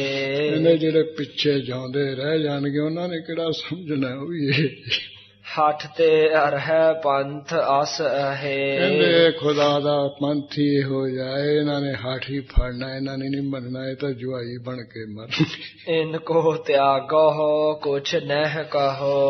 ਮਲਾਹਾਂ ਨੂੰ, ਮਰਾਵਾਂ ਨੂੰ, ਸਿਪਾਹੀਆਂ ਨੂੰ ਕਹਤਾ ਇਹਨਾਂ ਨੂੰ ਛੱਡ ਦਿਓ, ਇਹਨਾਂ ਨੂੰ ਨਾ ਕੁਛ ਕਿਹਾ ਕਰੋ। ਢੀਡ ਮੂਡਤਾ ਮੈਂ ਵੱਢ ਲਹੋ। ਕਿਉਂਕਿ ਮੈਂ ਬੇਨਵੀਆਂ ਨੂੰ ਬੜਾ ਢੀਠ ਤੇ ਬੜਾ ਹਠੀਏ ਤੇ ਮੂਰਖ ਜਾਣ ਲਿਆ ਹੈ। ਦੇਸ਼ ਦੇਸ਼ ਤੇ ਇਹ ਚੱਲ ਆਏ। ਚਲੋ ਕਹਿੰਦਾ ਜੇ ਆਪਾਂ ਇਹ ਵੀ ਡੁਬੋ ਕੇ ਮਾਰਤੇ, ਹੋਰ ਦੇਸਾਂ ਦੇਸਾਂ ਵਿੱਚ ਬਥੇਰੇ ਉੱਥੋਂ ਚੱਲ ਕੇ ਦਿੱਲੀ ਵਿੱਚ ਆ ਜਾਣਗੇ। ਹੋਏ ਸਮੂਹ ਫਤੂਰ ਉਠਾਏ। ਹਾਂ, ਬਹੁਤੇ ਇਕੱਠੇ ਹੋ ਕੇ ਡੰਡ ਰੌਲਾ ਪਾਉਣਗੇ, ਲੜਾਈਆਂ ਕਰਨਗੇ, ਮਰਵਾਉਣਗੇ ਤੇ ਮਾਰਨਗੇ। ਬਚੇ ਬੇਨਵਾ ਇਮ ਚੱਲ ਗਏ। ਹਾਂ ਕਹਿੰਦੇ ਇਸ ਤਰ੍ਹਾਂ ਜਿਹੜੇ ਬੇਨਵੇ ਸੀ ਨਾ ਕਹਿੰਦੇ ਬਚ ਗਏ ਤੇ ਚਲੇ ਗਏ। ਮਨੋ ਕਾਲ ਤੇ ਛੂਟਤ ਪਏ। ਮਾਨੋ ਕਹਿੰਦੇ ਕਾਲ ਤੋਂ, ਮੌਤ ਦੇ ਮੂੰਹ ਤੋਂ ਛੁੱਟ ਕੇ ਚਲੇ ਗਏ। ਇਤਿਆਦਿਕ ਤੁਰਕਨ ਸੰਗ ਬਾਧਿਆ। ਇਸ ਤਰ੍ਹਾਂ ਕਹਿੰਦੇ ਜਿਹੜੇ ਮੁਸਲਮਾਨ ਫਕੀਰ ਆ ਉਹਨਾਂ ਨਾਲ ਵੀ ਇਹ ਝਗੜਾ ਕਰਨ ਵਾਲਾ ਹੋਇਆ। ਨੌਰੰਗ ਮਹਾ ਮੂਡ ਪਰ ਮਾਦਿਆ। ਜਿਹੜਾ ਔਰੰਗ ਜੇ ਮਹਾਨ ਮੂਰਖ ਤੇ ਬਹੁਤ ਕਹਿੰਦੇ ਖੁਦਾ ਤੋਂ ਭੁੱਲਿਆ ਭਟਕਿਆ ਹੋਇਆ। ਪੁਨ ਹਿੰਦਨ ਪਰ ਤਰਕ ਵਡਾਈ। ਫਿਰ ਮੁਸਲਮਾਨ ਫਕੀਰ ਤਾਂ ਛੱਡ ਦਿੱਤੇ। ਫਿਰ ਕਹਿੰਦੇ ਜਿਹੜੇ ਹਿੰਦੂ ਲੋਕ ਉਹਨਾਂ ਉੱਪਰ ਤਰਕਾਂ ਬੁਲਾ ਦੇਂਗੇ, ਤਰਕਾਂ ਕਰਨ ਲੱਗਿਆ ਹੈ। ਬੁੱਤ ਪੂਜਤ ਇਨ ਸਮਝ ਨ ਕਾਈ। ਕਹਿੰਦੇ ਐਵੇਂ ਪੁੱਤਰ ਦੇ ਬੁੱਤ ਜੇ ਬਣਾ ਬਣਾ ਕੇ ਪੂਜੀ ਜਾਂਦੇ, ਇਹਨਾਂ ਨੂੰ ਮਾੜੀ ਮੋਟੀ ਸਮਝ ਨਹੀਂ, ਕੋਈ ਅਕਲ ਮਾਤੀ ਨਹੀਂ ਹੈ। ਥਾਨ ਥਾਨ ਇਸ ਤਰ੍ਹਾਂ ਇਹ ਜੇ ਹਿੰਦੂਆਂ ਉੱਪਰੋਂ ਫਿਰ ਭਾਰੀ ਠਾਈ ਇੱਧਰੋਂ ਛੱਡ ਕੇ ਉਹ ਮਥੁਰਾ ਵਿੱਚ ਪੁੱਜਿਆ, ਇੱਧਰ ਕਾਂਸ਼ੀ, ਜਗਨਨਾਥ ਤੱਕ, ਹੋਰ ਸਨੇਸ਼ਰ, ਸਾਰੇ ਥਾਂ ਵਿੱਚ ਥਾਂ ਥਾਂ ਤੇ ਮੰਦਰ ਮੁੰਦਰ ਜੇ ਢਾਹ ਢੂ ਕੇ ਨੇ ਮਸੀਤਾਂ ਚਨਵਾ ਦਿੱਤੀਆਂ। ਇਸੇ ਤਰ੍ਹਾਂ ਵੱਡੇ ਵੱਡੇ ਜਿਹੜੇ ਝੀਰ ਝੂਰ ਜੇ ਸੀ ਉਹਨਾਂ ਵਿੱਚ ਵੀ ਮਿੱਟੀ ਮੁੱਟੀ ਜੀ ਪਵਾ ਕੇ, ਪਰਤ ਜੀ ਪਵਾ ਕੇ ਉਹ ਥਾਂ ਟਿਕਾਣੇ ਵੀ ਇਸਨੇ ਬੰਦ ਕਰ ਦਿੱਤੇ ਸੀ। ਜਿਵੇਂ ਹੁਣ ਹਿੰਦੂਆਂ ਦੇ ਮਗਰ ਪਿਆ, ਇੱਧਰੋਂ ਛੱਡ ਕੇ ਉਹ ਪ੍ਰਸੰਗ ਕੀ ਚੱਲੇਗਾ ਉਹ ਕੱਲ ਦੇ ਦੀਵਾਨ ਵਿੱਚ ਆਪਾਂ ਪੜ੍ਹ ਲਵਾਂਗੇ। ਅੱਜ ਦੀਵਾਲੀ ਦਾ ਵੀ ਦਿਨ ਵੀ ਹੈ। ਗੁਰੂ ਹਰਗੋਬਿੰਦ ਸਾਹਿਬ ਮਹਾਰਾਜ ਜੀ ਇਹੋ ਜਿਹੇ ਜਿਹੜੇ ਔਰੰਗਜ਼ੇਬ ਵਰਗੇ ਦੁਸ਼ਟ ਨਾ ਚੰਦੂ ਸੀ, ਔਰੰਗਜ਼ੇਬ ਵਰਗਾ ਉਹਨੂੰ ਮਾਰ ਕੇ ਸ੍ਰੀ ਅੰਮ੍ਰਿਤਸਰ ਸਾਹਿਬ ਆਏ ਸੀ। ਇਸ ਖੁਸ਼ੀ ਦੇ ਵਿੱਚ ਖਾਲਸਾ ਸਮੁੱਚਾ ਇਕੱਠਾ ਹੋ ਕੇ ਦੀਵਾਲੀ ਮਨਾਉਂਦਾ ਹੈ। ਅੰਮ੍ਰਿਤਸਰ ਦੀ ਦੀਵਾਲੀ ਤਾਂ ਬਹੁਤ ਮੰਨੀ ਪ੍ਰਵੰਨੀ ਹੋਈ ਹੈ। ਅੱਜ ਦੇ ਦਿਨ ਬਹੁਤ ਉੱਥੇ ਤਰ੍ਹਾਂ ਤਰ੍ਹਾਂ ਦੀ ਸਜਾਵਟ ਕੀਤੀ ਜਾਂਦੀ, ਲੱਖਾਂ ਦੀ ਤਾਦਾਦ ਵਿੱਚ ਸੰਗਤ ਉੱਥੇ ਇਕੱਠੀ ਹੋ ਜਾਂਦੀ ਹੈ। ਇਸੇ ਤਰ੍ਹਾਂ ਦੂਸਰੇ ਰੂਪ ਦੇ ਵਿੱਚ ਉਹ ਰਾਵਣ ਤੇ ਕੁੰਭਕਰਨ, ਮੇਘਨਾਦ ਸਾਰਿਆਂ ਨੂੰ ਮਾਰ ਮੁਕਾ ਕੇ 1 ਲੱਖ ਪੂਰ 1.25 ਲੱਖ ਨਾਤੀ ਤੇ ਰਾਵਣ ਕਰ ਦਿਆ ਨਾ ਬਾਤੀ। ਹੋਏ ਉਹਨੂੰ ਮਾਰ ਕੇ ਫਿਰ ਜਦੋਂ ਅਯੁੱਧਿਆ ਵਿੱਚ ਆਏ ਸ਼੍ਰੀ ਰਾਮ ਜੀ, ਫਿਰ ਲੋਕਾਂ ਨੇ ਖੁਸ਼ੀ ਦੇ ਵਿੱਚ ਘਿਓ ਦੇ ਦੀਵੇ ਜਗਾਏ ਸੀ, ਖੁਸ਼ੀਆਂ ਮਨਾਈਆਂ, ਪਟਾਕੇ ਚਲਾਏ। ਉਦੋਂ ਤੋਂ ਲੈ ਕੇ ਤ੍ਰੇਤੇ ਯੁੱਗ ਤੋਂ ਹੁਣ ਤੱਕ ਹੁਣ ਦੇ ਜਿਹੜੇ ਲੋਕ ਹੈ ਪੈਰੋਕਾਰ ਉਹਨਾਂ ਦੇ ਉਹ ਦੀਵਾਲੀ ਮਨਾਉਂਦੇ ਦੀਵੇ ਜਗਾ ਜਗਾ ਕੇ। ਦੋਹਾਂ ਰੂਪਾਂ ਦੇ ਵਿੱਚ ਜਿਹੜੀ ਦੀਵਾਲੀ ਬਣਾਈ ਜਾਂਦੀ। ਹਿੰਦੂ ਲੋਕ ਰਾਮ ਜੀ ਦੇ ਆਉਣ ਦੀ ਖੁਸ਼ੀ ਵਿੱਚ, ਸਿੱਖ ਜਿਹੜੇ ਹੈ ਗੁਰੂ ਹਰਗੋਬਿੰਦ ਸਾਹਿਬ ਜੀ ਦੇ ਚੰਦੂ ਨੂੰ ਮਾਰ ਕੇ ਅੰਮ੍ਰਿਤਸਰ ਆਉਣ ਕਰਕੇ ਦੀਵਾਲੀ ਮਨਾਉਂਦੇ ਹੈ। ਸੋ ਵੀ ਅੱਜ ਦਾ ਦਿਨ ਹੈ। ਅੱਜ ਆਪਾਂ ਇੱਥੇ ਖੁਸ਼ੀ ਵੀ ਸਮਾਪਤੀ ਕਰੀਏ। ਅਗਲਾ ਪ੍ਰਸੰਗ ਕੱਲ ਨੂੰ ਪੜ੍ਹ ਕੇ ਲਾਹਾ ਲਵਾਂਗੇ ਜੀ। ਇਤਿਆਦਿਕ ਤੁਰਕਨ ਸੰਗ ਬਾਧਿਆ। ਨੌਰੰਗ ਮਹਾ ਮੂਡ ਪਰ ਮਾਦਿਆ ਪੁਨ ਹਿੰਦਨ ਪਰ ਤਰਕ ਵਡਾਈ ਬੁੱਤ ਪੂਜਤ ਇਨ ਸਮਝ ਨ ਕਾਈ। ਵਾਹਿਗੁਰੂ ਜੀ ਕਾ ਖਾਲਸਾ ਵਾਹਿਗੁਰੂ ਜੀ ਕੀ